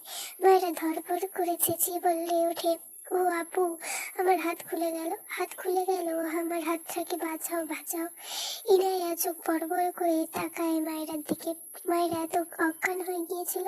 ইরফান শক্ত চোখে মায়েরার দিকে চেয়ে দৃষ্টি ঘুরে ইনায়ার দিকে তাকিয়ে রেগে বলে, সি, এই তোর স্টুপিডের বাথরামে। মায়েরা ইরফানের দিকে তাকিয়ে ঢোক গেল, বিড়বিড় করে, একটু নাটক করেও শান্তি নেই। কথাটা বলে ইনায়ার পিছনে বৃদ্ধা লুকানোর চেষ্টা করে। ইরফান বিরক্তির মাত্রা পেরিয়েছে। ইনায়ার দিকে তাকিয়ে রাগান্বিত স্বরে বলে, 2 মিনিটের 1 সেকেন্ড লেট করলে তোকে শুলে ঝরাবো আমি। আর এই স্টুপিডের আশেপাশে যদি দেখেছি তো একটা থাপ্পড়ও মাটিতে পড়বে না। মায়েরা ইনায়া দুজনে কেঁপে ওঠে। ইনায়া দ্রুত বিছানা থেকে নেমে তার ঘরের দিকে দৌড় লাগায়। মায়েরা ভীত স্বরে চেঁচিয়ে বলে, আপু, আমাকে নিয়ে যাও দয়া করে, আমার সামনে বাঘ, বাঁচাও বাঁচাও। ইনায়া অসহায় চোখে পিছন ফিরে তাকালো। ইরফানের দিকে তাকালে ইরফানের দৃষ্টি দেখে আর এগোয় না। সে লেট করলে থাপ্পড় তো তাকে খেতে হবে, তাই দ্রুত তার ঘরের দিকে পা চালালো। এদিকে মায়েরা ভয় পাচ্ছে। কতগুলো বেফাঁস কথা বলেছে, আবার অ্যাক্টিং করে এই লোকের গায়ে পড়েছিল। এখন তার কি হবে? নিজেকে গুটিয়ে নিয়ে ধীরে ধীরে সামান্য মাথা তুলে ইরফানের দিকে যায়। ইরফান দৃষ্টি নড়চড় নেই। মায়েরা জানেন এই দৃষ্টি মানে তাকে এখন ধোয়ার পরিকল্পনা করছে। মায়েরা মনে পড়ে এই লোকটা ইনায়ার আপুকে তার সাথে মিশতে নিষেধ করেছে। নিজের মাঝে জন্মানো ভয় সাময়িক পালিয়ে গেল। মায়েরা হঠাৎ রেগে বলে ওঠে, আপনার কত বড় সাহস, আমার সাথে আপুকে মিশতে নিষেধ করেছেন? আপনি জানেন মুভি গল্পের কত নায়ক পাগল থাকে? আমি না হয় আপনাকে সেরকম পাগল বলেছি, আর আমি যেহেতু আপনারই বউ তাই একটু অ্যাক্টিং প্র্যাকটিস করছিলাম। আপনি তো দেখেছি আসলেই মূর্খ। ইরফান ঘর থেকে বেরোনোর জন্য 2 পা এগিয়েছিল। মায়ের কথা শুনে তার পা থেমে যায়। রাগে বিরক্তিতে নিজের মাথা চুল টেনে ধরে, আর নিতে পারছে না একে। ঝড়ের বেগে এসে মায়ের গালে চেপে ধরে ডান হাত। মায়েরা ভয় কেঁপে ওঠে। 2 হাত ইরফানের হাতে চেপে ছাড়ানোর চেষ্টা করে। ঢোক গেলে কিছু বলতে চায়, তবে ইরফান এত জোরে গাল চেপে ধরেছে কথা বলতে চাইলেও পারছে না। ইরফান নিজের মায়েরাকে ধাক্কা দিয়ে উল্টো ঘুরে দাঁড়িয়ে ফুস করে শব্দ ফেলে, সবকিছু এত অসহ্য লাগছে। মায়েরা কিছুটা ছিটকে বিছানায় পড়ে। 2 হাতে 2 গাল হাত বোলায়। ইরফান ফিরিয়ে রাখা পিঠের দিকে চেয়ে বলে, আপনি আসলেই পাগল। আর গাল দুটো সরকারি পেয়েছেন, উফ। ইরফান উল্টো ঘুরে মায়েরার দিকে তেড়ে আসতে নিলে মায়েরা বিছানা থেকে লাফ দিয়ে ওয়াশরুমের দিকে দৌড় দেয়। উদ্দেশ্য ওয়াশরুমে গিয়ে দরজা লাগিয়ে দেবে। ওয়াশরুম থেকে 2 পা পিছিয়ে থাকা অবস্থায় ইরফান বড় বড় পা ফেলে এসে মায়েরার হাত শক্ত করে টেনে ধরে পিছন থেকে জাহারা বলে, কি করছো তোমরা? ইরফান মায়েরার হাত ছাড়লো না। বিরক্ত হয়ে পিছন ফিরে তাকায়। মায়েরা জাহারাকে দেখে ভীত কণ্ঠে বলে, আপু, এই জল্লাদকে নিয়ে যাও। যখন যা পাচ্ছে আমার সাথে সেটা ধরে টানছে শুধু। যাহারা চোখ বড় বড় করে তাকায়। মায়েরা কথাটা বলেই শক্তি খাটিয়ে ওয়াশরুমের দিকে একটু এগিয়ে যেতে চায়। ইরফান পিছন ফিরে তাকানোয় বুঝতে পারেনি। মায়েরা পিছন দিকে পেছনে ইরফান নিজের তাল সামলাতে পারেনি। মায়েরার দিকে হেলে গেলে মায়েরা ইরফানের ধাক্কা খেয়ে ধাস করে বাথরুমের মেঝেতে পড়ে যায়। ইরফান নিজে হুমড়ি খেয়ে পড়ে মায়েরার ওপর। বালতি ভর্তি পানি ছিল, সব ঢেলে পড়ে ইরফানের মাথায়। সে পানি গন্তব্যপথ হয়ে ইরফানের নিচে অবস্থারত মায়ের মুখে। ইরফান হতভম্ব হয়ে আছে। মায়েরা চেঁচিয়ে ওঠে, আল্লাহ, আমার কোমর, আল্লাহ বাঁচাও, আমায় মেরে ফেললো গো, এই স্বামী নামক অস্বামীটা আমায় মেরে ফেললো। ইরফান ধরপড় করে উঠে দাঁড়াতে নিলে পায়ের নিচে সাবান পড়ে পিছলে গিয়ে আবারও মায়েরার ওপর ঠাস করে পড়ে যায়। মায়েরা আরো জোরে চেঁচিয়ে ওঠে। মেয়েটা মারাত্মক ব্যথা পেয়েছে। ইরফান তাতে দাঁত চেপে শক্ত হাতে মায়েরার মুখ চেপে বলে, স্টপ ইডিয়েট। এত চিৎকারে রুমানি ওয়াজের সহ ইরফানের খালা এগিয়ে আসে মায়েরার ঘরে। রুমানি ওয়াজ এগিয়ে এসে বলেন, কি হয়েছে, এমন চিৎকার করছো কেন? ঘরের কোথাও মায়েরাকে না দেখতে পেয়ে জাহারার দিকে তাকিয়ে বলে, মেয়েটা কোথায়? চিৎকার করছে যারা। সারা ঢোক গেলে বারবার, তার অনুভূতি বোঝা যায় না। কাপা হাতে ওয়াশরুমে দেখিয়ে দিলে রুমা নেওয়াজ দ্রুত এগিয়ে যায় সেদিকে। ততক্ষণে ইরফান উঠে দাঁড়িয়েছে, ঝাঁকড়া চুল থেকে টুপটুপ করে পানি ঝরে পড়ছে। রুমা নেওয়াজ এগিয়ে গিয়ে ইরফানকে এই অবস্থায় দেখে বিস্ময় কণ্ঠে বলে, এ কি, তুমি ভিজলে কি করে? ইরফান মেয়ের মস্তিষ্কে দাউ দাউ করে আগুন জ্বলছে, দুহাত মুষ্টিবদ্ধ করে দাঁড়িয়ে রইল। মায়ের কথার উত্তর করল না। ইরফানের খোলা ওয়াশরুমের ভেতরে নজর পড়লে মায়েরা ভেজা বিড়াল হয়ে ওয়াশরুমের মেঝেতে শুয়ে থাকতে দেখে অবাক হয়ে বলে, আরে এই মেয়ে এখানে শুয়ে কি করছে? মায়েরা ধীরে ধীরে উঠে বসে টানাত কোমরে রাখে সকালের কাণ্ডগুলোর পর শরীরে যে একটু একটু ব্যথা ছিল এখন সেটা 1000 গুণ বেড়ে গিয়েছে। সব এই বেয়াদব লোকের জন্য। শাশুড়ি, খালা শাশুড়ি কাউকে খেয়াল না করে চেঁচিয়ে বলে ওঠে, এই অসভ্য লোক, আপনি কি আর শোয়ার জায়গা পাননি? আমার ওপর একটা মাসুম বাচ্চার ওপর এসে আপনাকে শুতে হলো। অসভ্য লোক একটা, শুধু সুযোগ খুঁজে বেড়াচ্ছে আমার ইজ্জত নেওয়ার, নয়তো থুপথাপ মেরে দেওয়া। আমার কামড় খুলে গেল বোধ হয়। বেয়াদব লোক একটা। মায়েরা নিজের মতো বকে যাচ্ছে আর কোমরে হাত বুলিয়ে যাচ্ছে। মাথা তার নিচু। বাইরে যে এতগুলো মানুষ মায়েরাই দেখেইনি, দেখলেও বাকি, তার মুখ তো বন্ধ হওয়ার নয়। মায়েরার কথা শুনে রুমা নেওয়াজ, ইরফানের খালা দুজনে বিব্রত বোধ করলো। এইদিকে মায়েরার প্রতি কথা যেন ইরফানের মস্তিষ্কে আগুনে ঘি ঢালার মতো কাজ করলো। অনেকক্ষণ সহ্য করলো এই বাচালকে, আর পারল না। আগুন চোখে উল্টো ফিরে দাঁড়ালো। মায়েরাকে এক ছটকায় তুলে বাম গালে সশক্তি দিয়ে থাপ্পড় মেরে দিল। মায়েরা দুর্বল শরীরটা নিয়ে হুমড়ি খেয়ে পড়ে, মাথা গিয়ে থেকে ওয়াশরুমের মেঝেতে। মেয়েটা ফুপিয়ে কেঁদে ওঠে। রুমা নেওয়াজ দ্রুত এগিয়ে সে ইরফানের হাত ধরে টেনে বলে, ইরফান, ও ছোট মানুষ, মেরো না। ইরফান লাল রক্ত রাঙাল চোখে মায়েরার দিকে চেয়ে আছে। মায়েরা কাঁদতে কাঁদতে মাথা তুলে ইরফানের দিকে তাকায়। হাতের কাছে মগ পেয়ে সেটা দিয়ে ইরফানের দিকে ছুঁড়ে মারে। মগটা গিয়ে লাগে ইরফানের বুকে। ইরফানের হাত মুষ্টিবদ্ধ করে মায়েরার দিকে এগোতে নিলে মায়েরা ভয় জোরে কেঁদে দেয়। রুমা নেওয়াজ ইরফানকে টেনে বাইরে বের করে আনে। মায়েরা কাঁদতে কাঁদতে জড়ানো কণ্ঠে বিড়বিড় করে বলে, তোকে জেলের ভাত খাবো আমি, শয়তান লোক। আমার পুরো শরীরটা সরকারি পেয়েছিস, হ্যাঁ? আর 2 দিন পর আমি পচে যাব, তোকে টাক করিয়ে ছাড়বো আমি। ইরফান মায়ের হাত ঝটকা মেরে সরিয়ে ক্রোধাহত চোখে সে রাগান্বিত কণ্ঠে চিৎকার করে বলে, এই বেয়াদব বাচাল মেয়েকে আমার সামনে আর একদম দেখলে আই সোয়ার ওকে আমি খুন করে ফেলবো। কথাটা বলে হনহন করে ঘর থেকে বেরিয়ে যায়। ইরফানের কথায় প্রত্যেকে কেমন কেঁপে ওঠে। যাহারা যদিও ভয় পেয়েছে ইরফান ভাইয়ের এত রাগ থেকে, তবে খুশিও হয়েছে বেশ। এতক্ষণ যা উল্টো পাল্টা ভেবেছে সব হাওয়া হয়ে গিয়েছে। মায়ের উপর বিরক্ত হলো।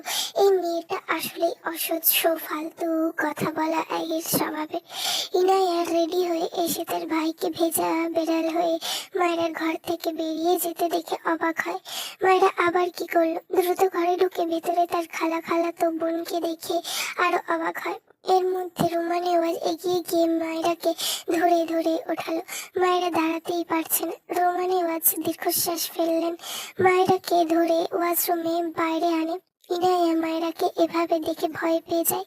দৌড়ে গিয়ে মায়েরাকে ধরে এনে বিছানায় বসে। রুমা নেওয়াজ মায়েরাকে ছেড়ে রেখে বললেন, তোমার মুখটা বন্ধ করতে পারো না?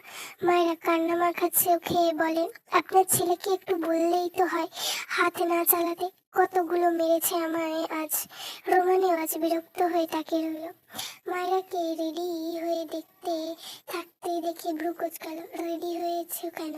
মায়েরা 2 হাতে চোখ মুছে ভাঙা গলায় বলল, আমি আপুর সাথে আপুর কলেজে যাব। রুমা নেওয়াজ ইনাইয়ার দিকে তাকিয়ে বলল, আজ কলেজ যেও না, দেখো কোথায় কোথায় ব্যথা পেয়েছে। এত তো মুখ বন্ধ রাখতে পারে না। ইরফানকে কিছু বলে লাভ আছে? 2 মেরুর। তোমার বাবা তো বিয়ে দিয়ে উদ্ধার করে ফেলেছেন। এখন যত জ্বালা হয়েছে আমার, তারেক নিবাজ বাইরে থেকে ফিরে স্ত্রীর কথা অনুসরণ করে মায়েরার ঘরে এসে বলে, কি হয়েছে? স্বামীর কণ্ঠে রুমা নিবাজ পিছন ফিরে তাকায়, দাঁতে দাঁত চেপে বলে, কিছু জানি না আমি। মেয়েটা মরে গেলে জেলের ভাত খেয়েও বসে বসে। তারেক নিবাজ ভ্রু কুঁচকালো, এগিয়ে এসে মায়েরাকে দেখে অবাক হয়। চোখ মুখ লাল হয়ে আছে, কেঁদেছে বোঝা যাচ্ছে। দুই গাল অসম্ভব লাল হয়ে আছে। রোমা নেওয়াজ আর কিছুই বলল না, তার অসহ্য লাগছে এসব। তিনি খুব ভালো করেই জানেন তার ছেলে কেমন একরেখা। এজন্য বিয়ের আগে স্বামীকে বারণ করেছিল, কিন্তু তার স্বামী তো আরেকজন, কেউ তার কথা শোনে না। এখন তার বাসায় পড়ে পড়ে একটা মেয়ে এভাবে মার খাচ্ছে আর সে দেখছে। ব্যাপারটা তিনি যেমন বিরক্ত তেমনি আহত। তারেক নেওয়াজ গম্ভীর মুখে মায়ের দিকে চেয়ে থাকলো কিছুক্ষণ, এরপর গম্ভীর গলায় প্রশ্ন করে, ইরফান তোমায় আবার মেরেছে আম্মু?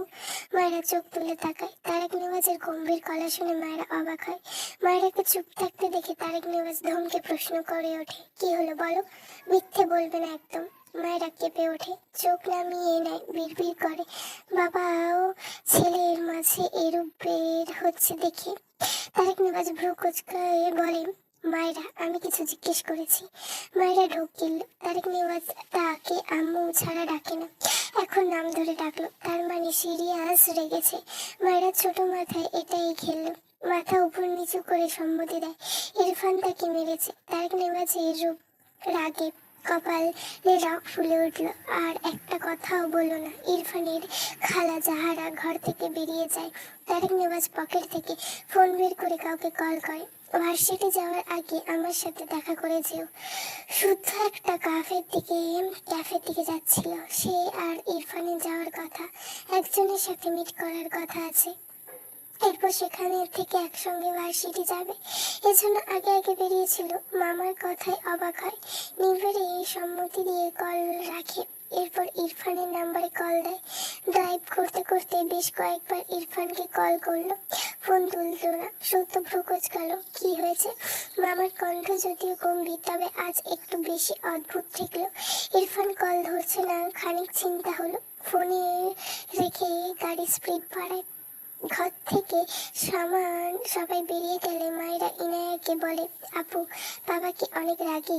ইনায়া মলিন মুখে বলে, কিছুটা, যখন প্রয়োজন পড়ে তখনই একটু রাগে। মায়েরা এগুলো এলোমেলো হিজাবটা মাথা থেকে খুলে ফেললো। এরপর ধীরে ধীরে বিছানায় গিয়ে শুয়ে পড়লো। আপু তুমি কলেজে যাও, আমি আরেকদিন তোমার সাথে যাবো। একটু থেমে ভাঙা গলায় বলল, কোমরে অনেক ব্যথা পেয়েছি আপু। ইনায়া কান্না পাচ্ছে। মায়েরার মাথায় হাত বুলিয়ে বলল, কলেজ না গেলে কিছু হবে না, তুমি কিছু খেয়ে ব্যথার ওষুধ খেয়ে নাও, তাহলে ঠিক হয়ে যাবে। মায়েরা মৃদু হেসে বলল, তুমি খুব ভালো আপু। ইনায়া কিছু বলল না, মায়েরার দিকে চেয়ে রইল। গাল দুটো কেমন লাল হয়ে আছে। মায়েরার চোখ বুজে দাঁতে দাঁত চেপে আছে। কোমরের ব্যথায় মেয়েটাকে কাবু করে নিয়েছে, তাই কথা বলছে না হয়তো। মায়ের কথা ভীষণ মনে পড়ছে। সবসময় হাসি খুশি মেয়েটা হঠাৎই ফুপিয়ে উঠলো। ইনায়া ভয় পেয়ে গেল। মায়েরা বেশি ব্যথা করছে। মায়েরা কান্নাগুলো গিলে নিল বহু কষ্টে। অন্তঃপর দুই হাত চোখ মুছে মলিন হেসে বলল, আপু জানো, ছেলেমেয়েরা যখন অনেক কষ্ট পায় তখন তাদের মা ছেলেদের অনেক যত্ন নেয়, আগলে নেয়। এই জিনিসটা ভীষণ সুন্দর না বলো? ইনায়া ভ্রু কুঁচকে তাকিয়ে রইল মায়েরার দিকে। মায়েরা কেন বললো এই কথা? মায়েরা হঠাৎই হেসে বলে, আপু তুমি কলেজ যাও, আমি ঠিক আছি। ইনায়া রেগে বলল, তুমি আসলে অনেক বড় মায়েরা, কিন্তু আমি আপাতত তোমার বড় বোন, তাই আমার কথা তোমাকে শুনতে হবে। কোথাও যাব না আমি, তুমি চুপচাপ থাকো। আমি খাবার আনছি, খাবার খেয়ে ওষুধ খাবে, বুঝলে? কথাগুলো বলে ইনায়া বিছানা থেকে নেমে দাঁড়ালো। এরপর ঘর থেকে বেরিয়ে যায়। মায়েরা মৃদু হেসে ইনায়ের দিকে তাকিয়ে বলল বিড়বিড় করে, এই আপুটা বেস্ট আপু, শুদ্ধ। ইরফানের বাসায় এসে ইরফানের ঘরে যাওয়ার জন্য দোতলায় উঠতে নিলে তারেক নেওয়াজ বলে, তোমাকে আমার সাথে দেখা করতে বলেছি, ও বেপরোয়া ছেলের সাথে নয়। শুদ্ধ তার পা প্রথম সিঁড়িতে রেখেছিল। মামার কথায় দ্রুত পিছিয়ে আসে। বুঝলো তার মামা গরম, আর তা ইরফান রিলেটেড। তারেক নেওয়াজ ঘর নিচতলাতে। তিনি তার ঘরে যেতে যেতে বলেন, আমার ঘরে এসো। শুদ্ধ চিন্তিত বদনে তার মামার পিছু যায়। ঘাড় বাঁকিয়ে একবার উপরে তাকায়। ইরফান কি বাসায় আছে নাকি ক্যাফেতে চলে গিয়েছে? দরকার তো তার। ইরফান গেলে সে থেকে গেলে কেমন হবে ব্যাপারটা? আবার ভাবলো ইরফান চলে গেলে তার মামার সাথে ঝামেলা করলো কে। ভাবনা নিয়ে তার মামার ঘরে প্রবেশ করে। তারেক নেওয়াজ গম্ভীর গলায় বলে, তোমার বাবার অনুপস্থিতিতে তুমি আমাকে তোমার গার্ডিয়ান মানো, তাই তো শুদ্ধ? মামার কথায় অদ্ভুতভাবে তাকালো শুদ্ধ। হঠাৎ এভাবে কথা বলছে কেন মামা? চিন্তা নিয়ে মৃদু হেসে বলল, জি মামা, অবশ্যই। তারেক নেওয়াজ এবার খানিকটা ঠোঁট বাঁকিয়ে হাসলো। অন্তঃপর বলল, তা বেশ, তবে আমার কথা মানতে তোমার কোনো প্রবলেম নেই তো? শুদ্ধ ভ্রু কুঁচকে তাকিয়ে রইল। এবার তার বেশ ভালোই চিন্তা হচ্ছে কি মানতে হবে তাকে। সে কিছু বলার আগে তারেক নেওয়াজ উল্টো ঘুরে পিছনে দুহাত একসঙ্গে বেঁধে বলল, তোমার জন্য মেয়ে ঠিক করেছি আমি। তোমার মায়ের সে মেয়েকে ভীষণ পছন্দ, তাই তার মতামত নেওয়া আছে। আর তুমি তো ভালোই বললেই আমাকে তোমার গার্ডিয়ান মানো, তবে আমার সিদ্ধান্ত ফিরিয়ে দিবে না অবশ্যই, তাই না? তারেক নেওয়াজের কথা শুনে শুদ্ধ চোখ বড় বড় করে তাকায়। বারবার ঢোক গেলে তারেক নেওয়াজ একটু থেমে বলে, মেয়েটা মায়েরা ইরফান ওকে কিছুতেই মানতে পারছে না, পারবেও না হয়তো। আর ওকে শুধু মার নামে বিয়ে হয়েছিল, তাই ওদের ডিভোর্সের ব্যবস্থা করছি। তুমি বিয়ের প্রিপারেশন নাও। শুধু তার মামার কথায় প্রথম শুনেই ভেবেছিল কোথাও বসার প্রয়োজন তার। এগিয়ে এগিয়ে বিছানার ওপর বসতে গিয়েও কিন্তু দ্বিতীয় কথা শুনে তার বসার জায়গা আর বিছানায় হয়নি, ঠাস করে মেঝেতে পড়ে গিয়েছে। তারেক নেওয়াজ শব্দ পেয়ে পিছন ফিরে শুদ্ধকে মেঝেতে রেখে ভ্রুকুচকে বলল, তুমি নিচে কি করছো? শুদ্ধ কথা বলতে ভুলে গিয়েছে। বিস্ময় নিয়ে তারেক নেওয়াজের দিকে চেয়ে আছে। তারেক নেওয়াজ ভ্রুকুচকে বলল, ডিভোর্সের ব্যাপারে তোমার কিছু করতে হবে না, আমি সব ব্যবস্থা করব। শুদ্ধ দ্রুত বলে, না না মামা, আমি থাকতে আপনি কেন কষ্ট করবেন? আমি সব ব্যবস্থা করবো, আপনি নিশ্চিন্তে থাকুন। দরজা থেকে ইরফানের গম্ভীর গলায় শক্ত কণ্ঠ ভেসে আসে, এখানে কি করছিস? শুদ্ধ চোখ বড় বড় করে দরজার পানে তাকালে ইরফান রক্তলাল চোখে শুদ্ধের দিকে চেয়ে আছে। শুদ্ধ ঢোক গেল। এরপর তারেক নেওয়াজের দিকে তাকালো। তিনি তার ছেলের পানে রেগে তাকিয়ে আছে। তার ছেলে শুদ্ধের পানে। শুদ্ধ অসহায় কণ্ঠে বিড়বিড় করছে, আজ আমি অসহায় বলে বাবা ছেলের মাঝ থেকে আবার আমায় কে বাঁচাবে? তারেক নেওয়াজ ছেলের পানে কিছুক্ষণ তাকিয়ে রইল। পিছনে বাঁধা হাত শিথিল করে 2 পা এগিয়ে এসে বললেন, ইরফান, ভেতরে এসো, তোমার সাথে আমার কথা আছে, ইম্পর্টেন্ট টপিক। ইরফান, ভেতরে এসো। ইরফানের দৃষ্টি শুদ্ধের দিকে। শুদ্ধ ঢোক গেল। মেঝে থেকে ধীরে ধীরে উঠে দাঁড়ালো। 2 হাতের গোটানো শার্ট কবজি পর্যন্ত নামিয়ে নিল। ইরফানের দিকে চেয়ে ডান হাতে মাথা চুলগুলো এলোমেলো করলো। তার উদ্দেশ্যে সে এখন আবুল সাজতে চাইছে। তার মায়েরা তাকে দেখে বলবে, অসম্ভব, এই আবুলকে আমি কিছুতেই বিয়ে করব না। তারেক নেওয়াজ বিরক্ত হয়ে বলল, ইরফান, আমি তোমাকে কিছু বলছি। ইরফান শুদ্ধের থেকে দৃষ্টি সরিয়ে তার বাবার দিকে ফিরে তাকালো। গম্ভীর গলায় বলল, আই এম নট ইন্টারেস্টেড। কথাটা বলে 1 সেকেন্ডও সেখানে দাঁড়ায় না, কটকট পায়ে চলে যায়। পিছন থেকে তারেক নেওয়াজ ডাকে, ইরফান, তুমি আর কত অভদ্রতামোর পরিচয় দেবে? আমার কথা শুনতে হবে তোমাকে। ইরফান, দাঁড়াও। ইরফান হেলদোল নেই। তারেক নেওয়াজ তীব্র বিরক্তিতে চোখ মুখ কুঁচকালেন। শুদ্ধের দিকে তাকিয়ে বললেন, তোমার ভাইকে বলে দিও। আর তুমি প্রিপারেশন নাও, ডিভোর্সের ব্যাপার আমি দেখছি, তুমি বিয়ের প্রিপারেশন নিলেই হবে। শুদ্ধ কাঁদো কাঁদো মুখ করে ঘর থেকে বেরিয়ে গেল। রান্নাঘর থেকে ইনায়া মায়ের জন্য খাবার হাতে নিয়ে আসে। ইনায়াকে দেখে শুদ্ধ ইনায়ের সামনে দাঁড়িয়ে গেলে ইনায়া ধাক্কা খেতে খেতে বেঁচে যায়। মাথা তুলে শুদ্ধকে দেখে বলে, তুমি কখন আসলে? শুদ্ধ ইনায়ের বাঁ হাতে ছোট গোল প্লেটের কয়েকটা মিষ্টি দেখলো। ডান হাতে পরোটা। শুদ্ধ ডান হাতে ছোট চার গুটিয়ে একটা মিষ্টি নিয়ে মুখে পড়লো। ইনায়া শুদ্ধের দিকে রেগে তাকালো। শুদ্ধ মুখটা শেষ করে দ্বিতীয়বার নিতে গেলে ইনায়া পিছন দিয়ে সরে গিয়ে তার হাত সরিয়ে নেয়। শুদ্ধ ভ্রু কুঁচকে বলে, মেহমান আসলে যে খাতির করতে হয় তা তো কোনো জন্মে করলি না। নিজে নিজে আপ্যায়ন নিচ্ছি, তাও দিচ্ছিস না। ঘষেটি বেগমের মতো আচরণ কম করে কর, বেয়াদব। ইনায়া বিরক্ত হয়ে বলে, এটা মায়েরার খাবার, তুমি বসো, তোমাকে দিচ্ছি। এটা বলে শুদ্ধের পাশ কাটিয়ে যেতে নিলে শুদ্ধ আরেকটা মিষ্টি টুপ করে তার মুখে পড়ে নেয়। ইনায়া রেগে তাকালে শুদ্ধ মুখের মিষ্টি শেষ করে হেসে একটু গলা উঁচিয়ে বলে, 2 দিন পরও ও আমার বউ হবে, তাই আগে থেকে ভাগ বসাচ্ছি, বুঝলি গাধা। ইনায়া ভ্রু কুচকে বলল, মানে? শুধু ইনায়ের হিজাবে ডান হাত মুছতে মুছতে বলে, আগে বল এই বাসায় কি কাহিনী ঘটেছে ইরফান আর ওই মায়েরার মেয়েটার মাঝে? ইনায়া দীর্ঘশ্বাস ফেলে বলে, ভাইয়া মায়েরাকে আবার মেরেছে। শুদ্ধ অবাক হলো না, এটাই আন্দাজ করেছিল। তাদের সোজা বেশ অনেকটাই দূরে ইরফানকে দাঁড়িয়ে থাকতে দেখলো শুদ্ধ। গলা উঁচিয়ে হেসে বলল, মায়েরা আমার বউ হতে যাচ্ছে খুব শীঘ্রই, তোর ভাই ডিভোর্স দিয়ে দেবে ওকে। ইনায়া অদ্ভুত চোখে শুদ্ধের দিকে তাকালো, অবাক হয়ে বলল, তোমার মাথা আছে না গেছে? শুদ্ধ ইরফানের পিছনে অবয়বের দিকে তাকায় আরেকবার। ইনায়ার কপালে একটা টোকা দিয়ে হেসে বলে, কানি দেখ, মাথা মাথার জায়গাতেই আছে, তুই চোখের ডক্টর দেখা। আমার বিয়েতে তোকে অনেক কিছু খাওয়াবো, একদম কিপটামি করবো না। এটা বলে সে ইরফানের দিকে এগিয়ে যায়। ইনায়া স্তব্ধা খেয়ে চেয়ে আছে, চিন্তিত মুখে ধীর পায়ে এগিয়ে যায় মায়ের ঘরের দিকে। শুদ্ধ ইরফানের পাশে দাঁড়িয়ে ভ্রু কুঁচকে বলে, এখানে কি করছিস? কথাটা বলে সে নিচেও দেখার চেষ্টা করলো। তার আগের ইরফান শুদ্ধের গলার শক্ত হাতে চেপে টেনে বাইরের দিকে নিয়ে যায়। শুদ্ধ ইনোসেন্ট ফেস বানিয়ে বলে, আরে ছাড় ছাড়, আমি নিজেই যাচ্ছি। ইরফান ছাড়লো না, উল্টে আরো শক্ত করে কলার চেপে দৃষ্টি সামনে রেখে পায়ের গতি বাড়ালো। ইরফান সরে গেলে ইনায়া সেখানে গিয়ে দাঁড়ায়। ঘরের দরজা একদম খোলা, সে নিজেই এভাবে রেখে গিয়েছিল হয়তো মনের ভুলে। মায়েরা এদিক ফিরে এলোমেলো হয়ে শুয়ে আছে, দেখে মনে হচ্ছে ঘুমিয়েছে। ঘাড় বাঁকিয়ে ইরফান আর শুদ্ধের দিকে তাকালো।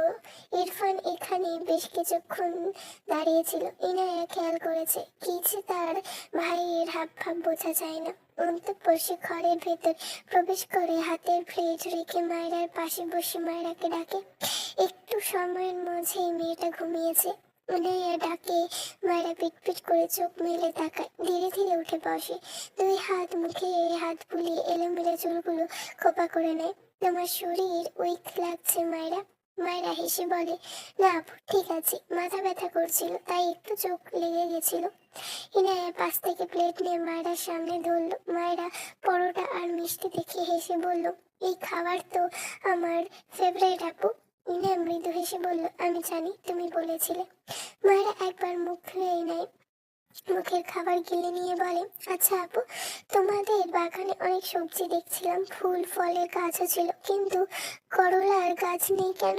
ইনায়া ভ্রু কুঁচকে বলে, কারণ এই বাসায় করলা খাওয়ার সদস্য নেই। ওই অখাদ্য কে খায়? মায়েরা হেসে বলে, অখাদ্য কেন বলছো? করলা আমার মনে অনেক ফেভারিট। ইনায়া অবাক হয়ে মায়ের দিকে তাকায়, গালে হাত দিয়ে বলে, করলা তোমার এত পছন্দ, কিন্তু তোমার মুখের থেকে তো সবসময় মধু ঝরে। আর ওইদিকে আমার ভাইয়া করলার তরকারি যে টেবিলে থাকে, সেই টেবিলে ভাইয়া খেতেই বসে না। ব্যাপারটা তো পুরো উল্টো হয়ে গেল। মায়েরা হেসে বলে, তোমার ভাই একটা দল চাল, বুঝলে? যারা জল্লাদ হয় তাদের করলা খাওয়া লাগে না, এমনি জল্লাদপনা করে। এরা মৃদু হাসে, কিছু বলল না। মায়েরা খাওয়া শেষ করে ব্যথার ওষুধ খেয়ে একটা টাফলিন খেয়ে নেয়। ইরফান তার পার্কিং করে রাখা গাড়ির পাশে এসে দাঁড়ায়, শুদ্ধের গলা থেকে হাত সরিয়ে নেয়। এরপর শুদ্ধের সামনে দাঁড়িয়ে শুদ্ধের দিকে তীক্ষ্ণ চোখে চেয়ে প্যান্টের পকেট থেকে সিগারেটের প্যাকেট বের করে একটা সিগারেট ঠোঁটে চেপে পকেটটা আবার পকেটে রেখে দেয়। সিগারেট ঠোঁটের ফাঁকে রেখেই গম্ভীর স্বরে বলল, লাইটার। শুদ্ধ পকেট থেকে লাইটার বের করে এগিয়ে দেয় ইরফানের দিকে। ইরফান লাইটার নিল, দৃষ্টি তার শুদ্ধের ওপর, নড়চড় নেই। তীক্ষ্ণ দৃষ্টি শুদ্ধের পানে চেয়ে ডান হাতের সাহায্যে লাইটার দিয়ে সিগারেটে আগুন ধরালো। শুদ্ধ শুদ্ধ চোখ ছোট ছোট করে ইরফানের দিকে চেয়ে আছে। ইরফান লাইটারের ডান হাতের মুঠোর চেপে বাম হাত উঠিয়ে সিগারেট ধরলো। শুদ্ধের থেকে 2 পা পিছিয়ে গিয়ে দিদার আসে সিগারেট ফুঁকতে লাগলো। শুদ্ধ বিরক্ত হয়ে গেল। আমাকে কি সিগারেট খাওয়া শেখাতে চাইছিস? তোর চেয়ে কম খাই ঠিক আছে, কিন্তু খাই আর খেতেও পারি। ইরফান হ্যাঁ না কিছুই বললো না, চুপচাপ সিগারেটের ধোঁয়া শূন্যে উঠাতে লাগলো। শুদ্ধ আবারও বলে, তোর বাবা কি বলেছে শুনেছিস? ইরফান সিগারেট হাতে নিয়ে নাক মুখ দিয়ে ধোঁয়া ছেড়ে গম্ভীর গলায় বলল, শুনেছি। শুদ্ধ ভ্রু কুঁচকে বলল, তোকে তো ঠান্ডায় লাগছে, এর মানে তোর মদ আছে। তোর বউকে তাহলে আমাকে দিয়ে দিচ্ছিস? ইরফান শুদ্ধের থেকে দৃষ্টি সরিয়ে বাঁকা হেসে সিগারেটের দিকে তাকায়। এরপর আবারও শুদ্ধের দিকে তাকিয়ে ঠান্ডা গলায় বলল, নিবি তুই? শুদ্ধ হেসে নামিয়ে রাখা শার্টের হাতা সুন্দর করে গুটিয়ে কোণে পর্যন্ত ভাঁজ করে মাথা এলোমেলো চুলগুলো ভাঁজে হাত চালিয়ে গুছিয়ে নিয়ে বলে, তুই দিলে নিব না কেন? জাহিদ বলেছিল মাইরা একটা পুতুল। মিথ্যা বলেনি, ও আসলে একটা পুতুল। ইরফান শুদ্ধের দিকে তীক্ষ্ণ চোখে চেয়ে সিগারেটে আরো 2-3 বার টান দেয়। এরপর বাম হাতে সিগারেট নিয়ে ডান হাতের মুঠোয় থাকা লাইটারের সাহায্যে আধ খাওয়া সিগারেট ঘুরিয়ে ঘুরিয়ে আগুন ধরায়। শুদ্ধ মিটমিট হাসছে। গতকাল ডিভোর্সের কথা বলায় যা রাগ দেখালো, আজ এর চুপ থাকাটা শুদ্ধ মানতে পারছে না। তাই একটু বাড়িয়ে বলে ইরফানকে দেখতে চাইছে। ভাবনার মাঝে ইরফান এগিয়ে এসে দাঁড়ায় শুদ্ধের সামনে। শুদ্ধ নিজেকে স্বাভাবিক করে ভ্রু কুঁচকে বলে, পুতুলটাকে সারাদিন মারিস, তোর চেয়ে বরং তুই ডিভোর্স দিয়ে দে, আমি ওকে বিয়ে করে। লাইনটা শেষ করার আগে ইরফান বাম হাতের মুঠোয় রাখা আগুন ধরানো সিগারেট শুদ্ধের ঠোঁটে চেপে ধরে। শুদ্ধ ছিটকে সরে যায় 2 পা। ইরফান তার বাম পা শুদ্ধের পিছনে দিলে শুদ্ধ ঠাস করে পড়ে যায়। ইরফান পায়ের সাথে বাজে। ইরফান বাম হাঁটু মাটিতে ঠেকিয়ে ডান হাঁটু কিছুটা উঁচু করে শুদ্ধের ঠোঁটে আবারও জ্বলন্ত সিগারেট চেপে ধরে। শুদ্ধের মাথা মাটির সাথে লাগানো, ছেলেটা আর নড়তে পারছে না। ইরফান রক্ত লাল চোখে শুদ্ধের দিকে চেয়ে সর্বশক্তি দিয়ে ইরফানের 2 ঠোঁটের ওপর জ্বলন্ত সিগারেট চেপে ধরে রাখে। শুদ্ধ কেমন দাপিয়ে ওঠে, মনে হচ্ছে তার ঠোঁটে কেউ রান্না বসিয়েছে। হাতে ইরফানকে ধাক্কাও দিল খানিক। ছেলেটা এক চুলও সরাতে পারলো না। মিনিট 2 পর ইরফান হাত সরিয়ে নেয়। শুদ্ধ স্বস্তির নিঃশ্বাস ফেলে চোখ বুজে নেয়। পুরো সিগারেট চারার হাত বোলায় ইরফান দাঁড়িয়ে যায়। 2 হাত প্যান্টের পকেটে রেখে পা ফাঁক করে দাঁড়ায়। খুবই সামান্য ঠোঁট বাঁকিয়ে হাসে। কয়েক মিলি সেকেন্ডের মাঝে তা মিলিয়ে চোখ মুখ শক্ত করে রাগান্বিত কণ্ঠে বলে, fortunately you are my cousin, otherwise you would be finished. কথাটা বলে ইরফান কয়েক পা ডান দিকে দিয়ে তার গাড়িতে উঠে বসে। শুদ্ধের ইচ্ছে করলো এর ভাই নামক শত্রুকে পচা পানিতে ডোবাতে। তার মন মানুষ থাকবে, সে ওই মেয়েকে বিয়ে করবে কোন দুঃখে। চাইলো এর ভাব বুঝতে, কিন্তু হয়ে গেল সাক্ষাৎ ভিলেন। একটু পর ধীরে ধীরে উঠে বসলো। তারেক নেওয়াজ তখন বাইরে বেরিয়েছে। শুদ্ধকে গাড়ি পার্কিং লটে এভাবে বসে থাকতে দেখে এগিয়ে এসে বলে, তুমি এখানে বসে কি করছো? আজ শুধু মাটিতে বসছো কেন? করে যাও। শুধু মাথা নিচু করে দাঁত কিরমির করলো। এই দুটো বাপ বেটা তাকে কি যে পেয়েছে। বসা থেকে উঠে দাঁড়িয়ে গা ঝেড়ে বলল, আসছি মামা, ভার্সিটি লেট হয়ে যাবে নয়তো। এটা বলে ইরফানের গাড়ির দিকে তাকায়। ইরফান গাড়ি স্টার্ট দেয়নি এখনো, তার জন্যই দাঁড়িয়ে হয়তো। শুধু দ্রুত পায়ে ইরফানের পাশের সিটে গিয়ে বসে। তার গাড়িতে আর বসলো না। ড্রাইভ করার ইচ্ছে নেই, ঠোঁট দুটো জ্বলছে। শুদ্ধ বসার সাথে সাথে ইরফানের গাড়ি স্টার্ট দেয়। শুধু চোখ বুজে বলে, আমি তোর ডিভোর্স করাতাম না। ইরফান নির্লিপ্ত ভঙ্গিতে স্টিয়ারিং ঘোরাতে ঘোরাতে গম্ভীর স্বরে বলে, জানি। শুদ্ধ রেগে বলে, তো আমাকে ভিলেন ভাবার কি প্রয়োজন ছিল? যে প্রয়োজনে তোর অন্যের বউকে বিয়ে করার সাজ জেগেছে। শুদ্ধ ফুস করে শ্বাস ফেলে বলে, মেয়েটা নিজের ঘরে নিয়ে যা এবার, আর আমায় উদ্ধার কর তোদের বাপ ছেলের মাঝে থেকে। ইরফান স্টিয়ারিং ঘুরিয়ে শক্ত কণ্ঠে বলে, I don't like that girl. শুদ্ধ অদ্ভুতভাবে তাকালো ইরফানের দিকে, ঠোঁটের ওপর বাম হাতের 2 আঙুল রাখলো। ভাবছে তার এই অবস্থায় করলো কেন, হিসাব তো মিলছে না। রেগে বলল, মস্করা করছিস আমার সাথে? আমার বউয়ের প্রাথমিক সম্পদ পুড়িয়ে বলছিস তুই মাসুদ? ইরফান কিছু বলল না, গম্ভীর মুখে সামনের দৃষ্টি রেখে গাড়ি এগিয়ে নিয়ে যায়। কপালে অসংখ্য বিরক্তকর ভাঁজ। শুদ্ধ বিরক্তি নিয়ে ইরফানের দিকে তাকিয়ে থাকে।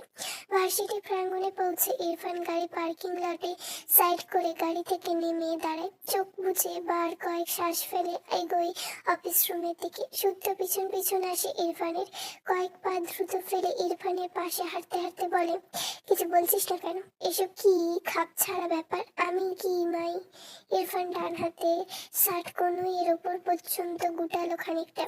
শুদ্ধ এটা দেখে জিভ গুটিয়ে নেয়, সাথে দাঁড়িয়ে যায় আর এগোয় না। কি জানি ভাই, যদি মার ঠার খায়। এর হাত আবার বেশি চলছে ইদানিং। মার খেলে স্টুডেন্টদের সামনে মান ইজ্জত কিছুই থাকবে না। শুদ্ধ দাঁড়ালেও ইরফান দাঁড়ায় না, এগিয়ে যায়। তবে তার গম্ভীর স্বরে ভেসে আসে কিছু শক্ত কথা। Don't disturb me. শুদ্ধ ফুস করে শ্বাস ফেলে। ইরফানের বাবা বলেছে বিয়ের প্রিপারেশন নিতে। সে প্রিপারেশন নিলে ইরফান এসে তার উপর ঝাঁপিয়ে পড়ছে। সে কোথায় যাবে আর তার বউয়ের কি হবে? কবুল বলার আগে এই বাপ ছেলের জন্য তার হার্ট অ্যাটাক ফ্যাটাক হয়ে যাবে মনে হচ্ছে। বাম হাতে পোড়া ঠোঁটের বোলায় ডান হাত বুকে বাপাশে রাখে, মুখটা অসহায়। সামনে এক মেয়ের ওপর চোখ তুলে ভ্রু কুঁচকে তাকায় শুদ্ধ মেয়েটার দিকে। মেয়েটা তার দিকে তাকিয়ে আছে। কাছে এসে শুদ্ধকে একটা সালাম দিল। শুদ্ধ নিজেকে স্বাভাবিক করে পকেটে হাত গুজে স্টুডেন্টের সালামের উত্তর দেয়।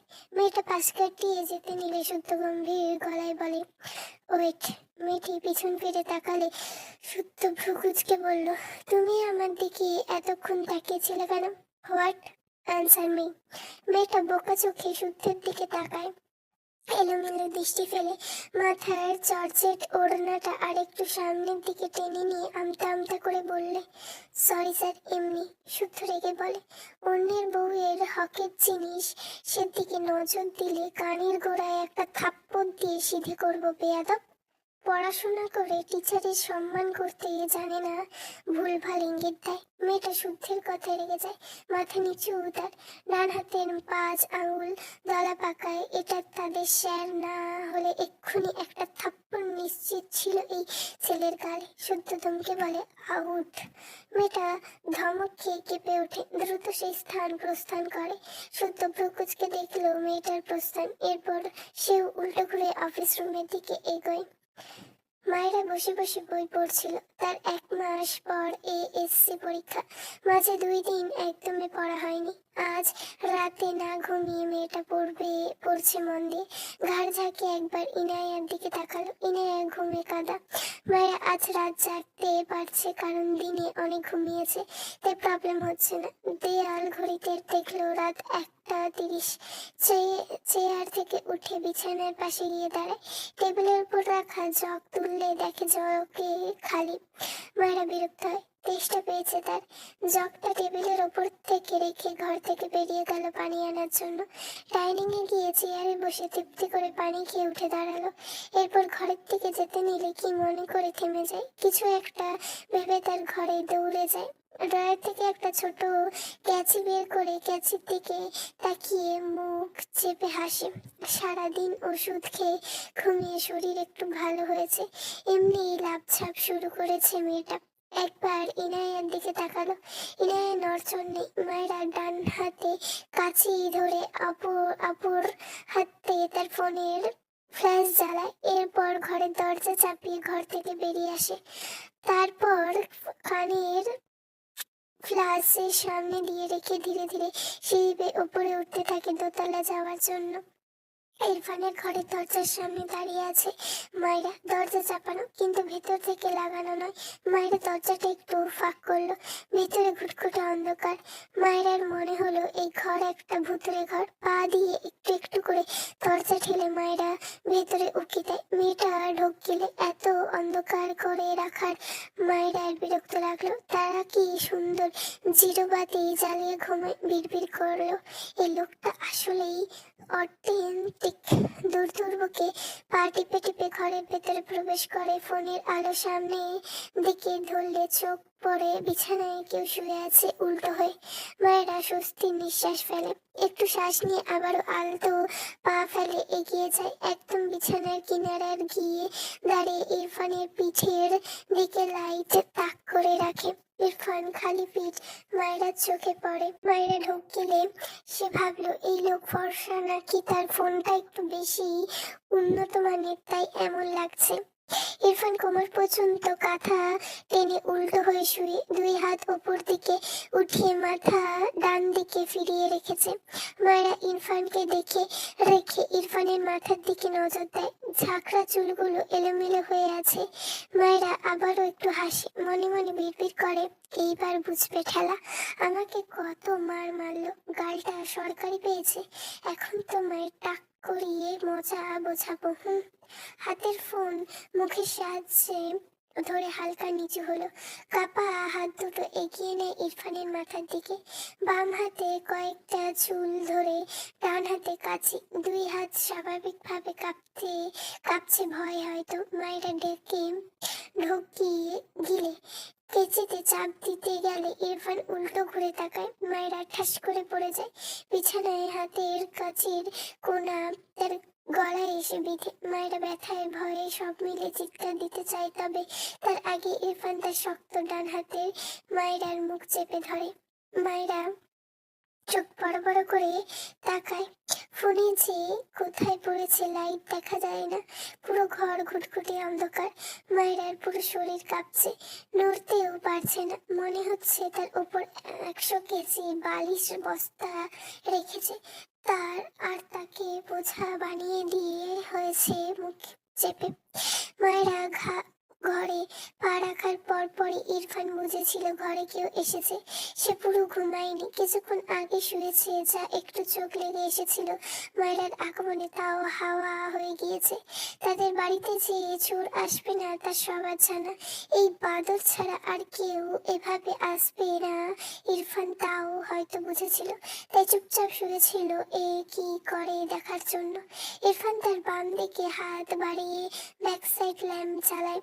ঘর জুড়ে স্বল্প আলো ছড়িয়ে পড়ে। মায়েরা চোখের পাতা পিটপিট করে তাকায় তার ওপর। ইরফানকে দেখে ঢোকিলে হাত নাড়াতে চায়, তবে পারে না। মায়েরার ভয়ঙ্কর কান্না পাচ্ছে। ইরফান শক্ত কণ্ঠে বলে, এখানে কেন এসেছো? মায়েরা ঢোকিলে একটু নড়ার চেষ্টা করলো, পারল না। অসহায় চোখে ইরফানের দিকে তাকায়। আবছা আলো ইরফান শক্ত মুখটা দেখে মায়েরার আত্মার পানি শুকিয়ে যায়। মনে মনে বলছে, একবার এই ছল্লাদের হাত থেকে বাঁচিয়ে দাও, এর চুল মাটিতে থেকে কেশবতী হয়ে গেল আর আসবো না। ইরফান আবারও শক্ত কণ্ঠে বলে, স্টুপিড, কেন এসেছো এখানে? হোয়াট? মায়েরা কেঁপে ওঠে, চোখ দুটো বুঝে নেয় আজ আর তাকে কেউ বাঁচাতে পারবে না। ইরফান মায়েরার মুখের থেকে হাত সরিয়ে নিয়ে মায়েরা দ্রুত চোখ খুলে উঠতে নেয়, কিন্তু সে তো শুধু মুখ ছাড়া পেয়েছে। ইরফান তার উপর থেকে এক চুলও সরেনি। মায়েরা জিভ দিয়ে ঠোঁট ভিজিয়ে কাপা কণ্ঠে বলে, বিশ্বাস করুন, আমি আপনাকে মানুষ বানিয়েই চলে যেতাম, ছেড়ে দিন প্লিজ। ইরফান রাগান্বিত স্বরে বলে, হোয়াট? মায়েরা কেঁপে ওঠে, ইস, ভুল জায়গায় সত্য কথা বলে ফেলেছে। মায়েরা কাঁদো কাঁদো মুখে বলে, সরি, আমি বলতে চেয়েছিলাম আমার খিদে পেয়েছে, ছেড়ে দিন দয়া করে। ইরফান ভ্রু কুঁচকে তাকায় মায়েরার মুখের দিকে, গম্ভীর গলায় বলে, আমি খাবার নিয়ে বসেছিলাম, ইডিয়েট। মায়েরা এদিক ওদিক চোখ ঘুরিয়ে চট করে বলে, আসলে আমি রান্নাঘর ভেবে এই ঘরে ঢুকে পড়েছি, আর এমন ভুল হবে না, সরুন দয়া করে। ইরফান ফুস করে শ্বাস ফেলে তীক্ষ্ণ চোখে মায়েরার মুখের দিকে চেয়ে থাকে কিছুক্ষণ। মায়েরা চোখ বুঝে দোয়া পড়ছে, বাঘের থাবায় বন্দিশে, দয়া ছাড়া আর কিছুই মাথায় আসছে না। ইরফান মায়রাকে ছেড়ে উঠে বসলে মায়রা দ্রুত শোয়া থেকে উঠে পড়ে।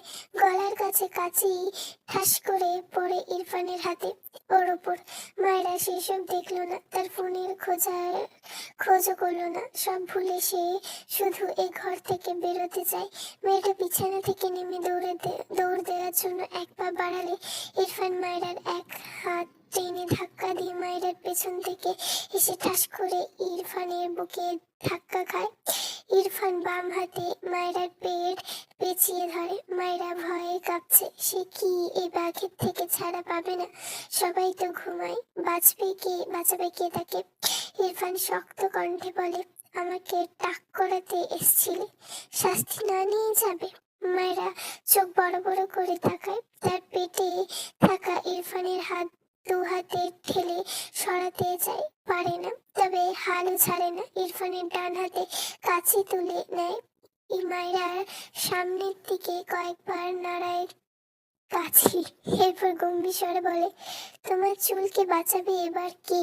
মায়েরা কেঁদে দিয়ে বলে, না না না, আমার চুল কাটবেন না প্লিজ, আমার সাধের চুল ছেড়ে দিন আমায়। আপনি কেশবতী হয়ে গেলেও আমি তাকাবো না আপনার চুলের দিকে, ছেড়ে দিন আমায়। ইরফান ছাড়লো না মায়েরাকে।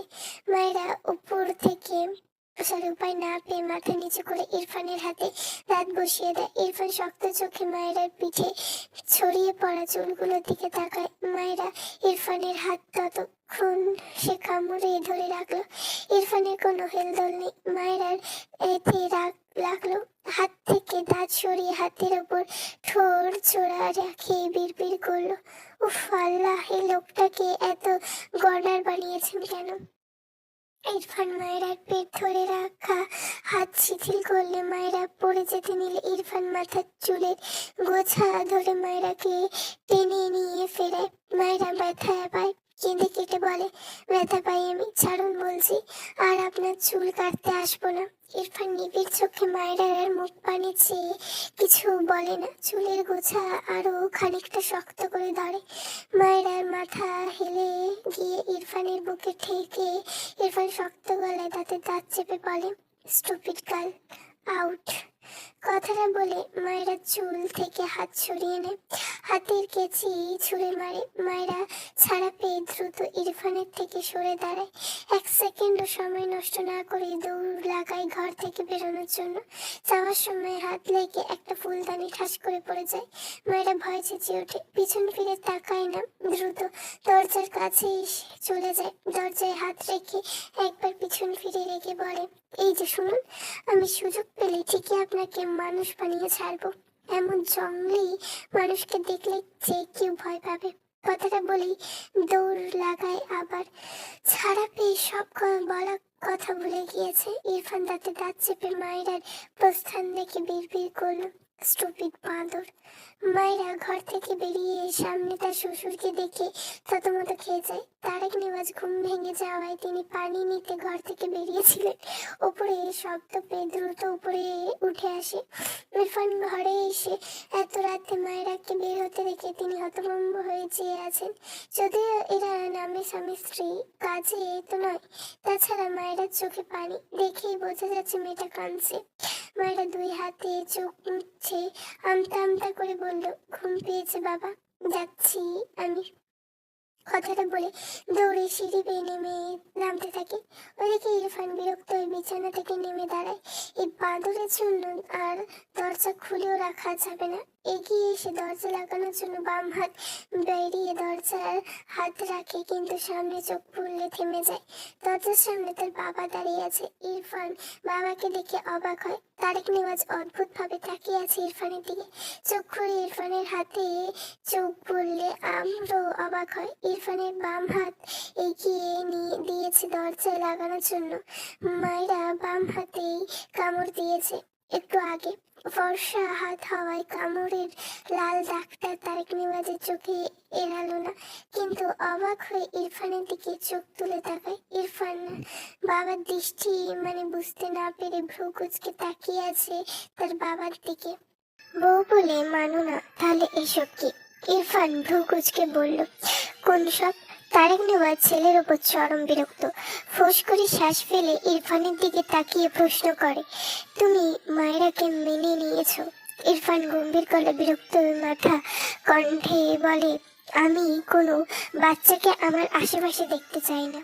তারেক নেওয়াজ রেগে যায় ইরফানের কথায়। কয়েক পা এগিয়ে ওপাশ এপাশ করে ইরফানের দিকে খানিকটা এগিয়ে এসে ধমকে বলে, তোমাকে আমি ভালো ভেবেছিলাম। তুমি এসব কি করছো? মেয়েটাকে ইউজ করছো করে 2 দিন পর ডিভোর্স দিয়ে দেবে।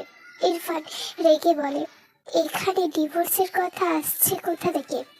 তো আসবেন না, তুমি তো মানছো না তাকে। রাতভর বাচ্চা মেয়েটাকে ওভাবে ইউজ করতে এগুলো বাঁধলো না একবার বিবেকে? ইরফান অদ্ভুতভাবে তার বাবার দিকে চেয়ে আছে। কিসের ইউজ করার কথা বলছে? তাকে কি চরিত্রহীন ভাবছে কোনোভাবে? রেগে বলে, মাঝরাতে উঠে এসে ভুলভাল পদবি দিয়ে আমাকে রাগিও না বাবা, ঘুমোতে দাও। তারেক নেওয়াজ ছেলের কথায় বিস্ময়ে নিয়ে তাকালো। এই ছেলে তলে তলে সব করে এমন ভান করছে যেন ভাজা মাছ উল্টে খেতে জানে না।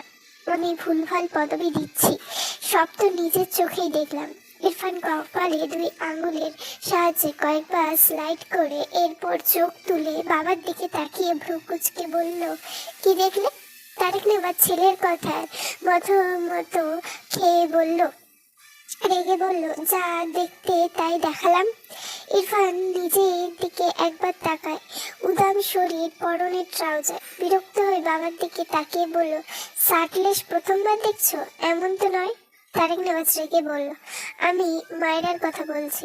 ইরফান হাত মুষ্টিবদ্ধ করে ফোঁস করে শ্বাস ফেলে বাবার দিকে তাকিয়ে রেগে বলল, ওই স্টুপিডের নাম জপতে ইচ্ছে করলে প্লিজ নিজের ঘরে গিয়ে জপ। তারেক নেওয়াজ দ্বিগুণ রেগে বলল, তোমাকে আমার ছেলে ভাবতে অবাক লাগছে, ভুলেও ডিভোর্সের কথা ভেবো না। মায়েরা যদি দিন দিন বড় না হয়ে আরো ছোট হয়ে যায়, তবু ওর সাথেই তোমাকে থাকতে হবে, মাথায় রেখো। কথাটা বলে বিরক্ত হয়ে উল্টো ঘুরে চলে যায় বিড়বিড় করে, অসভ্য ছেলে। ইরফান রেগে ঠাস করে তার ঘরের দরজা আটকে দেয়।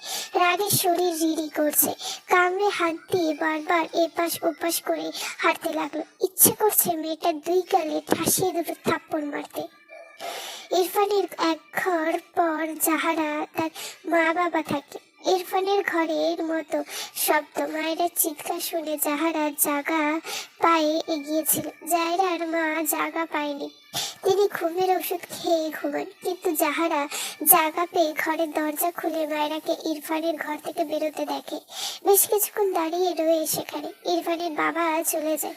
ইরফান দরজা লাগিয়ে দেয়। জাহারা দরজার আড়ালে চুপ করে থম মেরে দাঁড়িয়ে থাকে। তখন সে চোখ থেকে পানি গড়িয়ে পড়েছে, মেয়েটা বুঝতেই পারল না। ধীরে ধীরে ঘরের ভেতর গিয়ে দরজা লাগিয়ে দেয়। একবার দরজা ঠেসে সেখানেই হাঁটু মুড়ে বসে পড়ে। হাঁটুতে মাথা ঠেকিয়ে ফুঁপিয়ে ওঠে। তার মনে পড়ে সে যখন ক্লাস 10-এ টেস্টে ফেল করেছিল, তখন তার মা ভাই অনেক বকেছিল। তার খালা তাকে এই বাড়িতে এনে পরীক্ষার আগ পর্যন্ত এখানে রেখে দিয়েছিল। তাকে নিয়ম করে ইরফান ভাই পড়াতো। কি সুন্দর পড়ায় ইরফান ভাই। যারা ইরফানের পড়াশোনার মুক্ত হতো। ইরফান ভাই মাঝে মাঝে কাজের চাপে না পারলেও যাহারা সেদিন ভালো যেত না। কি করে যাবে? যাহারা তো পুরো 1 ঘন্টার বেশি পড়ার পাশাপাশি ইরফান ভাইকে মুগ্ধ হয়ে দেখতো। কাজ শেষে যখন ইরফান ভাই বলতো তার ঘরে যেতে পড়াবে বলে, তখন যাহারা নাচতে নাচতে হাজির হয়ে যেত। ইরফান ভাই প্রাইভেট পড়াতো না, খালার কথায় তাকে দেখিয়ে দিতে রাজি হয়েছিল। সেই যে যাহারা ছোট দুনিয়ায় হঠাৎ ইরফান ভাই নামক এক বসন্তে এসে হাজির হলো। এরপর যাহারা এএসসি দেয়। এইচএসসির পর দিন রাত এক করে অ্যাডমিশনের জন্য পড়েছে ইরফান ভাইয়ের ভার্সিটিতে চান্স নেওয়ার জন্য। গত বছর সে ভার্সিটি চান্স পেয়েও যায়, কিন্তু হঠাৎই তার গড়ে তোলা সব অনুভূতি এক ছোট একটা মেয়ে এসে থাবা বসালো, ইরফান ভাইকে কেড়ে নিল তার থেকে। যাহারার কাঁদতে কাঁদতে হেঁচকে উঠে গিয়েছে। মেয়েটার সামনে ফোপায় বসা থেকে উঠে দাঁড়িয়ে ওয়াশরুমে গিয়ে দরজা আটকে দেয়। তার বড্ড কষ্ট হয় ইরফান ভাইয়ের পাশে অন্য কাউকে দেখলে। 3 বছর আগে যাকে মন দিয়ে বসে আছে আজই হঠাৎ সে বউ নিয়ে সংসার করছে। যাহারা কি করে মানবে? ওয়াশরুমে বসে অনেকক্ষণ কাঁদত। এরপর চোখ মুখে পানি দিয়ে বাইরে বেরিয়ে আসে, মায়ের পাশে চুপচাপ শুয়ে পড়ে। চোখে ঘুম নেই, তার দম বন্ধ লাগছে। সারা রাত এপাশ ওপাশ করে কাটিয়ে দেয়। ফজরের আজান শুরু ওঠে, নামাজ পড়ে নেয়। এরপর আরবারও অনেকক্ষণ বসে বসে কাঁদে। জাহারার মা নামাজ শেষে ঘরের লাইট জ্বালিয়ে জাহারার দিকে তাকিয়ে আটকে ওঠেন। জাহারা বিছানার কোণায় চুপ করে বসে বসে নীরবে অশ্রু বিসর্জন দিচ্ছিল। সে তো কাঁদতে চায় না, কিন্তু কেন যে তার চোখ থেকে পানি গড়িয়ে এত বারবার মনে পড়ে ইরফান ভাই আর মায়েরার রাতে এক ঘরে ছিল। জাহারা মা এগিয়ে এসে মেয়ের পাশে বসেন। জাহারা মায়ের দিকে তাকায় না। ভদ্রমহিলা জাহারার মাথায় হাত বুলিয়ে বলে, কাঁদছিস কেন মা? জাহারা ফুপিয়ে ওঠে, আবারও কাঁদতে কাঁদতে হেঁচকে উঠে যায়। অসহায় কণ্ঠে বলে, ইরফান ভাইকে এনে দাও না মা। তুমি আর খালামণি যে বললেন ইরফান ভাই আমাকে ভালোবাসে, তোমাদের কথা তো মিলল না মা। জাহারার মা কি বলবেন বুঝলেন না। দীর্ঘশ্বাস ফেলে বলে, ইরফান তো বিয়ে এটা মেনে নেয়নি, একটু ধৈর্য ধর। যাহারা হঠাৎই রাগে কাঁদতে কাঁদতে চিৎকার করে বলে, ওরা একসাথে থাকতে শুরু করেছে, আমাকে আর কত ধৈর্য ধরতে বলো? আমি কিন্তু ইরফান ভাইয়ের পাশে কাউকে মানবো না, ওই মেয়েকে ছাড়বো না আমি। জাহারার মা মেয়ের দিকে অবাক হয়ে তাকালেন। মেয়েটা ইরফানকে পছন্দ করে, কিন্তু এতটা প্রসেসিভ তিনি বোঝেনি। জাহারাকে কিছু বলল না, চুপ করে পাশ থেকে উঠে ঘর থেকে বেরিয়ে যায়। রোমা নেওয়াজের ঘরে গিয়ে দেখেন তারেক নেওয়াজ আছেন। তিনি তার বোন রোমা নেওয়াজকে ডাকলেন। তিনি ভেতর থেকে আসছি বললেন। জাহারার মা আবারও তার ঘরে চলে আসে। ওইদিকে রোমা নেওয়াজ বোনের ডাকে উপরে আসেন। আপা, তুমি যে আমার মেয়েটাকে তোমার ছেলের জন্য নিতে চেয়েছিলে ভুলে গিয়েছো? রোমা নেওয়াজ দীর্ঘশ্বাস ফেলে বলেন, তোর দুলা ভাই তো শুনলো না আমার কথা, কি করবো বল? বিয়ে যেহেতু হয়ে গিয়েছে এখন তো কিছু করার নেই। বিয়েটা না হলে আমি জাহারাকে আমার ঘরের ছেলের বউ করে নিয়ে আসতাম। জাহারার মা মেয়ের দিকে তাকায় একবার, মেয়েটা কেঁপে কেঁপে ওঠে। তিনি তার বোনের হাত দুটো আঁকলে বলেন, আপা আমি জানি তুমি আমাকে সেভাবে কথা দাওনি, আমি বেশি আশা করেছিলাম, কিন্তু আমার মেয়েটার দিকে একবার দেখো। বোনের কথায় রোমা নেওয়াজ ভ্রুকুচকে জাহারার দিকে তাকায়। এগিয়ে এসে জাহারার পাশে বসে জাহারের মাথা টেনে নেয় কোলে। জাহারার খালাকে দেখে খালার বুকে পড়ে কাঁদতে থাকে। রোমা নেওয়াজ বোধহয় অনেক কিছুই বুঝলো। তিনি জাহারের মাথায় জানতেন না, তার বোন ইরফানকে মেয়ের জামাই হিসেবে চেয়েছিলেন। সে ইরফানের বাবার সাথে আলোচনা করতে চেয়েছিলেন এই নিয়ে, কিন্তু তার আগে ইরফানের বিয়ে হয়ে যায়। জাহারা খুব শান্তশিষ্ট একটা মেয়ে। ইরফান যেমন চুপচাপ স্বভাবে, জাহারা তেমনই শান্তশিষ্ট, খুব ভদ্র একটা মেয়ে। রোমা নেওয়াজের জাহারাকে ভীষণ পছন্দ ছিল, অন্তত মায়ের চেয়ে তো 1000 গুণ ভালো মেয়ে জাহারা, কিন্তু তার তো কিছু করার নেই। জাহারার মা এগিয়ে এসে বলেন, আপা ইরফান তো বিয়েটা মানে না, ওদের ডিভোর্স করিয়ে আমার মেয়েটার সাথে ইরফানকে বেঁধে দিন না আপা। রোমা নেওয়াজ জাহারার দিকে তাকান। মেয়েটার মুখের অবস্থা করুন, কাঁদতে কাঁদতে নাজেহাল অবস্থা করে ফেলেছে। হাত বাড়িয়ে জাহারার চোখের পানি মুছিয়ে দিয়ে বলেন, কান্না করিস না মা, আমি দেখছি, কান্না থামা। জাহারা তার খালামণিকে আঁকড়ে শুধু ফুপিয়ে কিছু বলল না। ইরফান সকাল সকাল ঘর থেকে বেরিয়ে তার দরজার সামনে জাহারাকে দেখে ভ্রু কুঁচকে তাকায়। জাহারা হাতে এক মগ ব্ল্যাক কফি নিয়ে দাঁড়িয়ে আছে। দ্রুত ইরফানের দিকে এগিয়ে দিলে ইরফান নিয়ে নেয়। সে এটা নিতে বেরোচ্ছিল, জাহারার থেকে কফির মগ নিয়ে উল্টো ঘুরে আবার জাহারার দিকে তাকিয়ে বলে, ভার্সিটি যাস না কেন? জাহারা মাথা নিচু করে আনমনে বলে, তুমি এটা খেয়াল করছো ইরফান ভাই? ইরফান শুনতে না পেয়েও ভ্রু কুঁচকে বলে, হোয়াট? জাহারা থতমত খেয়ে বলে, না মানে যাবো। ইরফান আর কিছু বললো না, ঘরের ভিতরে চলে যায়। ইরফান জাহারাকে তোমার সাথে নিয়ে যাও, একই ভার্সিটি তো। ইরফানের ভার্সিটির উদ্দেশ্যে বের হচ্ছিল, মায়ের কথায় পা থেমে যায়। হাত ঘড়িতে একবার সময় দেখে এরপর গম্ভীর গলায় বললেন, আমার কাজ আছে।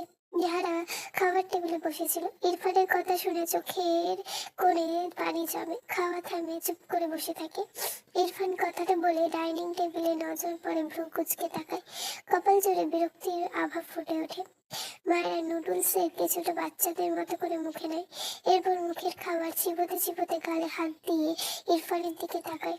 ইরফান তার দিকে তাকিয়ে আছে দেখে মায়েরা দ্রুত চোখ সরিয়ে খাবারের প্লেটে দৃষ্টি ফিরিয়ে আনে। এদিক ওদিক দৃষ্টি ঘুরিয়ে অসহায় মুখ করে থাকে। আবার কি তাকে থাপ্পড় দিবে নাকি? কথাটা ভাবতেই বাম হাত গালে চলে যায়। সে কিন্তু আর মার খাবে না। চোখ তুলে আর চোখে আবার তাকালো ইরফানের দিকে। ইরফান অমন তীক্ষ্ণ দৃষ্টি দেখে চোখ নামিয়ে হাতের কাটা চামচের দিকে তাকিয়ে বিড়বিড় করে, ইচ্ছে তো করে এই হুতুম পেঁচার চোখ আনা করে দি। ইরফান মায়ের দিকে তাকিয়ে বিড়বিড় করে বলে, ইডিয়েট। এরপর কটকট পায়ে চলে যায়। ইরফান চলে গেলে মায়েরা অস্বস্তির নিঃশ্বাস ফেলে আর উল্টো পাল্টা বসা জাহারার দিকে তাকিয়ে হেসে বলে, আপু, তোমাকে নিয়ে যাইনি বলে মন খারাপ করো না, বাবাকে বললেই নিয়ে যাবে। জানোই তো এই লোকটা কেমন খাটাস। পিছন থেকে রোমানে আজ গম্ভীর গলায় বলে, কে খাটাস? মায়েরা অসহায় মুখ করে তাকায়। তার শাশুড়ি কোথা থেকে চলে আসে নিজের ছেলের নামে, সত্য কথা তো নিতে পারে না।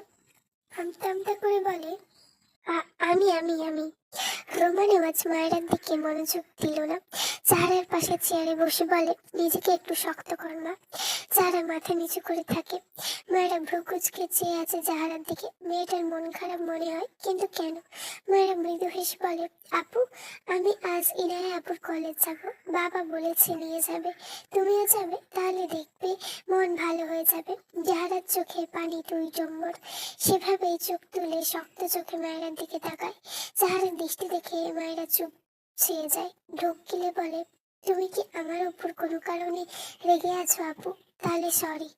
যারা খাওয়া রেখে উঠে দাঁড়ায়, কোনো দিকে না তাকিয়ে তার ঘরের দিকে যেতে থাকে। রোমানি আজ পিছু ডাকে, খাবারটুকু শেষ করে যেতে বলে।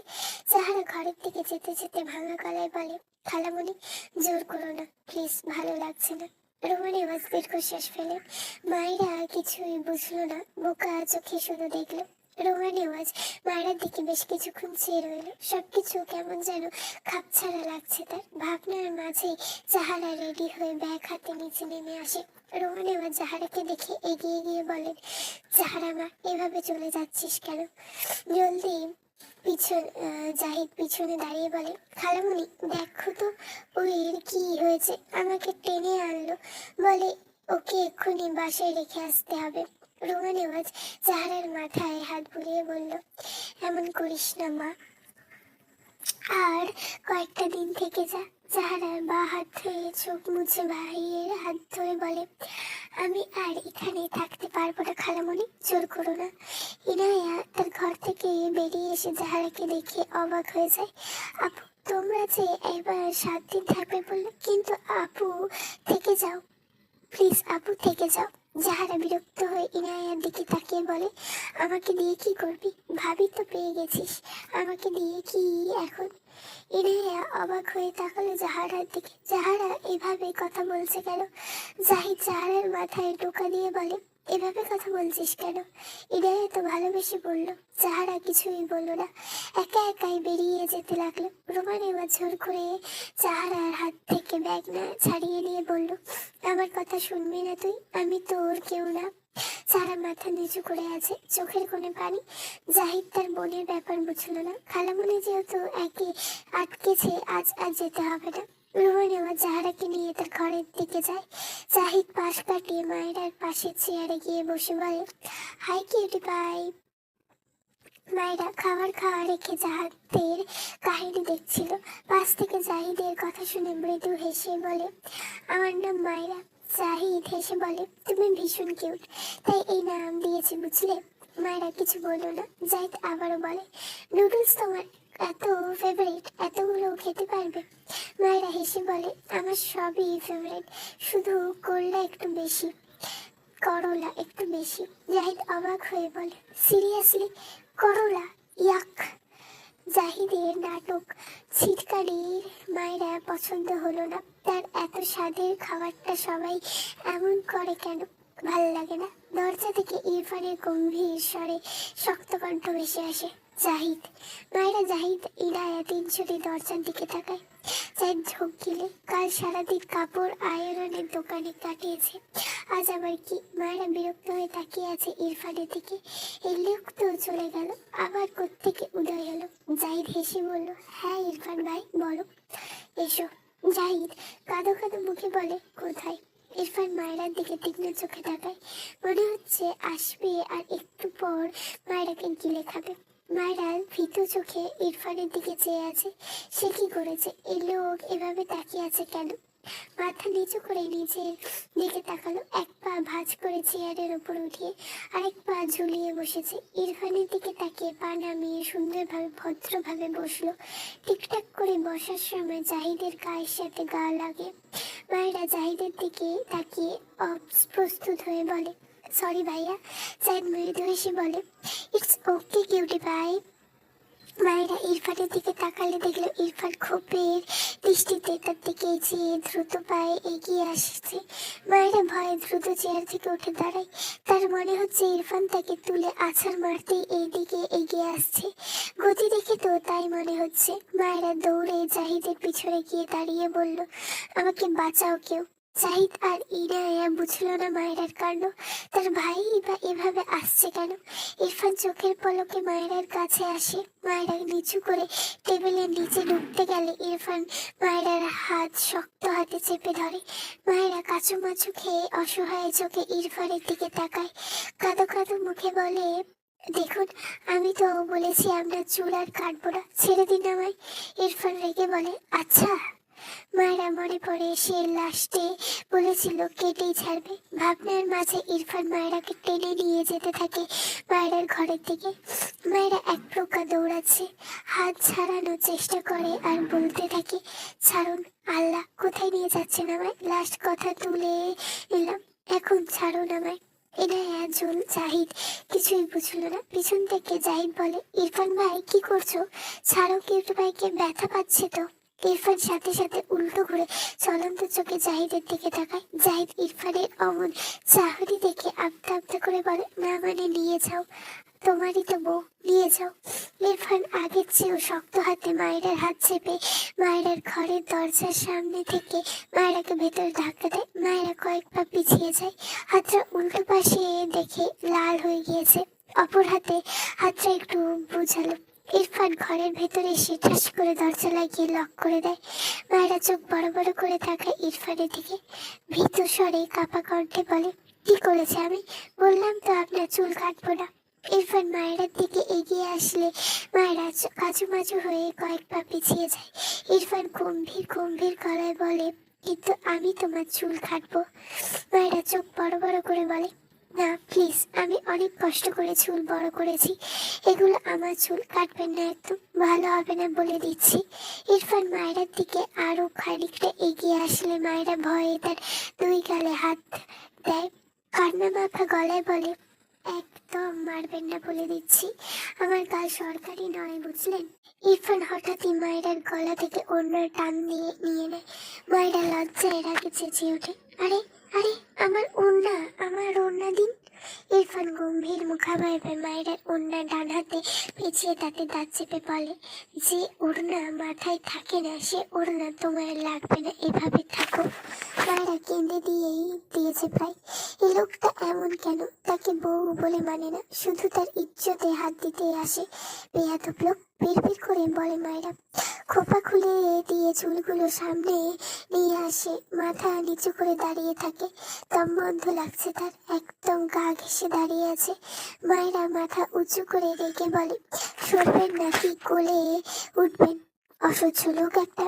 ইরফান তাকে দাঁত চেপে বা হাতে মায়েরার মাথার পিছনে এক গোছা চুল মুঠো করে ধরে। মায়েরা মৃদু আর্তনাদ করে ওঠে, আহ ছাড়ুন, লাগছে আমার। ইরফান তীক্ষ্ণ চোখে মায়েরার মুখের দিকে চেয়ে থাকে, হাত কিছুটা শিথিল করে তবে ছাড়ে না। তাতে দাঁত পিষে ধমকের স্বরে বলে, যদি এই ঘর থেকে বেরিয়েছ, আই সোয়ার তোমার মাথার একটা চুলও থাকবে না। কথাটা বলে মৃদু ধাক্কা দেয়। মায়েরা বিছানার উপর উপুর হয়ে পড়ে যায়। ইরফান হাতের অন্য মায়েরার দিকে ছুড়ে মেরে কটকট পায়ে এগিয়ে দরজা খুলে বাইরে বেরিয়ে ঠাস করে দরজা লাগিয়ে দেয়। মায়েরা কেঁপে ওঠে, নিজের উপর পড়ে থাকা ওড়না নিয়ে নিজেকে ঢেকে দেয়। খাওয়ার সময় হয়তো মাথা থেকে ওড়না পড়ে গিয়েছিল, বুঝতে পারেনি। আর এই লোক তাকে মানবে না, আর আবার স্বামীগিরি দেখাতে আসে ভাবনা রেখে তিরপাই দরজা খুলতে গেলে ওই লোকের কথা শুনে সে ঘরবন্দি হয়ে বসে থাকবে। অসহ্যকর লোক একটা। কিন্তু দরজা তো খোলে না, বুঝলো লোক লক করে দিয়েছে। একবার উপাস থেকে চাবি দিয়ে খুলতে হবে। আগে দরজার একটা লাথি দিলে নিজে ব্যথা পেয়ে পা ধরে বসে পড়ে। এত রাগ লাগছে, তার অর্ধেক নুডলস ওখানেই পড়ে আছে, পেটটাও ভরেনি, বিড়বিড় করে। এত খুবিস মানুষ জীবনে দেখিনি। চেয়েছিলাম চুল সাইজ করব, এখন মনে হচ্ছে একটা চুলও রাখবো না। আমাকে একটু শাস্তি করে খেতেও দিল না। খাবিসে লোক একটা। আমার আগে ঘরবন্দি করার পায়ে তাড়া করছে। এমনিতে গ্রাম থেকে এসে এখানে বিরক্ত লাগে, এখন ঘর থেকে বেরোতে দেবে না। শখ তো সে বেরোবো, 100 বার বেরোবো। ইরফান ঘর থেকে বেরিয়ে জাহিদের কাছে দাঁড়িয়ে বলে, এসো। ইনায়া আর জাহিদ দুজনে হা করে চেয়েছিল মাইরার ঘরের দরজার দিকে। ইনায়া সবচেয়ে বেশি অবাক হলো তার ভাই করছেটা কি, সব মাথার উপর দিয়ে যাচ্ছে। জাহিদ এসব অবাকত চোখে চেয়ারে বসে বলে, খেয়ে নিস ফার্স্ট। জাহিদ 2 মিনিটে কিছুটা নুডলস খেয়ে নেয়। সে পরিকল্পিত করছে এই কাজ করেই সে এই বাড়ি থেকে চলে যাবে। কিরে বাবা, বেড়াতে এসে শুধু কাজ করতেই হচ্ছে, এর চেয়ে নিজের বাড়ি গিয়ে শুয়ে ঘুম পাড়ুক, সেটাই ভালো। এরপর পানি খেয়ে ঘরের দিকে যেতে নিলে ইরফান ভ্রুকুচকে বলে, কোথায় যাচ্ছ? জাহিদ ইনোসেন্ট ফেস বানিয়ে বলল, চেঞ্জ করে আসি। লাগবে না। জাহিদ নিচের দিকে তাকালো, ট্রাউজার পরে বাইরে যাবে, টি শার্টও কেমন যেন। অন্তঃপুর জিজ্ঞেস করে, আজ কি কাজ করতে হবে? বাগান ক্লিন। জাহিদ চোখ বড় বড় করে বলে, কি লেবার হব আমি? ইরফান বিরক্ত হয়ে বলে, এসো, তোমাকে দেখিয়ে দিই বের হব, আমার লেট হচ্ছে। ইনায়া তার ভাইয়ের দিকে চেয়ে আছে, হচ্ছেটা কি এটা ইরফানের? ইনায়া বুঝলো না, গতকাল নাকি সব প্যান্ট শার্ট জাহিদ ভাই বেচারাকে দিয়ে আয়রন করিয়ে এনেছে, আজ সোজা লেবার। জাহিদের পা ছাড়িয়ে কানতে ইচ্ছে করছে। বড় ভাইয়ের মুখের উপর নাও করা যায় না। জাহিদ একটু ভেবে বলল, আমার হাতে লেবার আছে ইরফান ভাই, কল করলে 2 মিনিটে চলে আসবে, তুমি নিশ্চিন্তে যাও। ইরফান জাহিদের হাত টেনে বাইরে যেতে যেতে বলল, তোমার হাতে বাগান ক্লিন করাতে ইচ্ছে করছে, ওরা কাজে ফাঁকি দেয়, তুমি দিবে না। জাহিদ মনে মনে সিদ্ধান্ত নিল, এই বাগান ক্লিন করে সে আর এই বাড়িতে ঢুকবে না, ওই দিকে দিয়ে সোজা তার বাড়িতে চলে যাবে। এসব কি হচ্ছে তার সাথে? আমতা আমতা করে বলে, বলছি ইরফান ভাই, রহমত চাচা তো কাজে ফাঁকি দেয় না, তাকে দিয়ে করালে হয় না? ইরফান জাহিদের দিকে তাকে গম্ভীর গলায় বলে, তোমার হাতে ছোঁয়া আমার বাগানে থাকুক, আমি সেটাই চাইছি গো। জাহিদ এত অদ্ভুত ভাবে তাহলে ইরফানের দিকে সে দৃষ্টি, মানে এই দুনিয়ায় কেউ বোধ হয় বুঝবে না। দৃষ্টি ঘুরিয়ে নিজের হাত উঠিয়ে একবার দেখলো তার হাত কি কোনোভাবে হীরা অথবা সোনা লাগানো আছে। ইরফান উল্টো ঘুরে তার গাড়ির দিকে যেতে যেতে আবারও গম্ভীর গলায় বলে, ভুলেও কাজে ফাঁকি দিয়ে বাড়ির ভেতর যাওয়া ট্রাই করো না, সব খাবার থাকবে আমার কাছে, তোমার কথায় এদিক ওদিক হলে পানিশমেন্ট পাবে, নিজের বাড়িতে গিয়ে লুকিয়ে থাকলেও।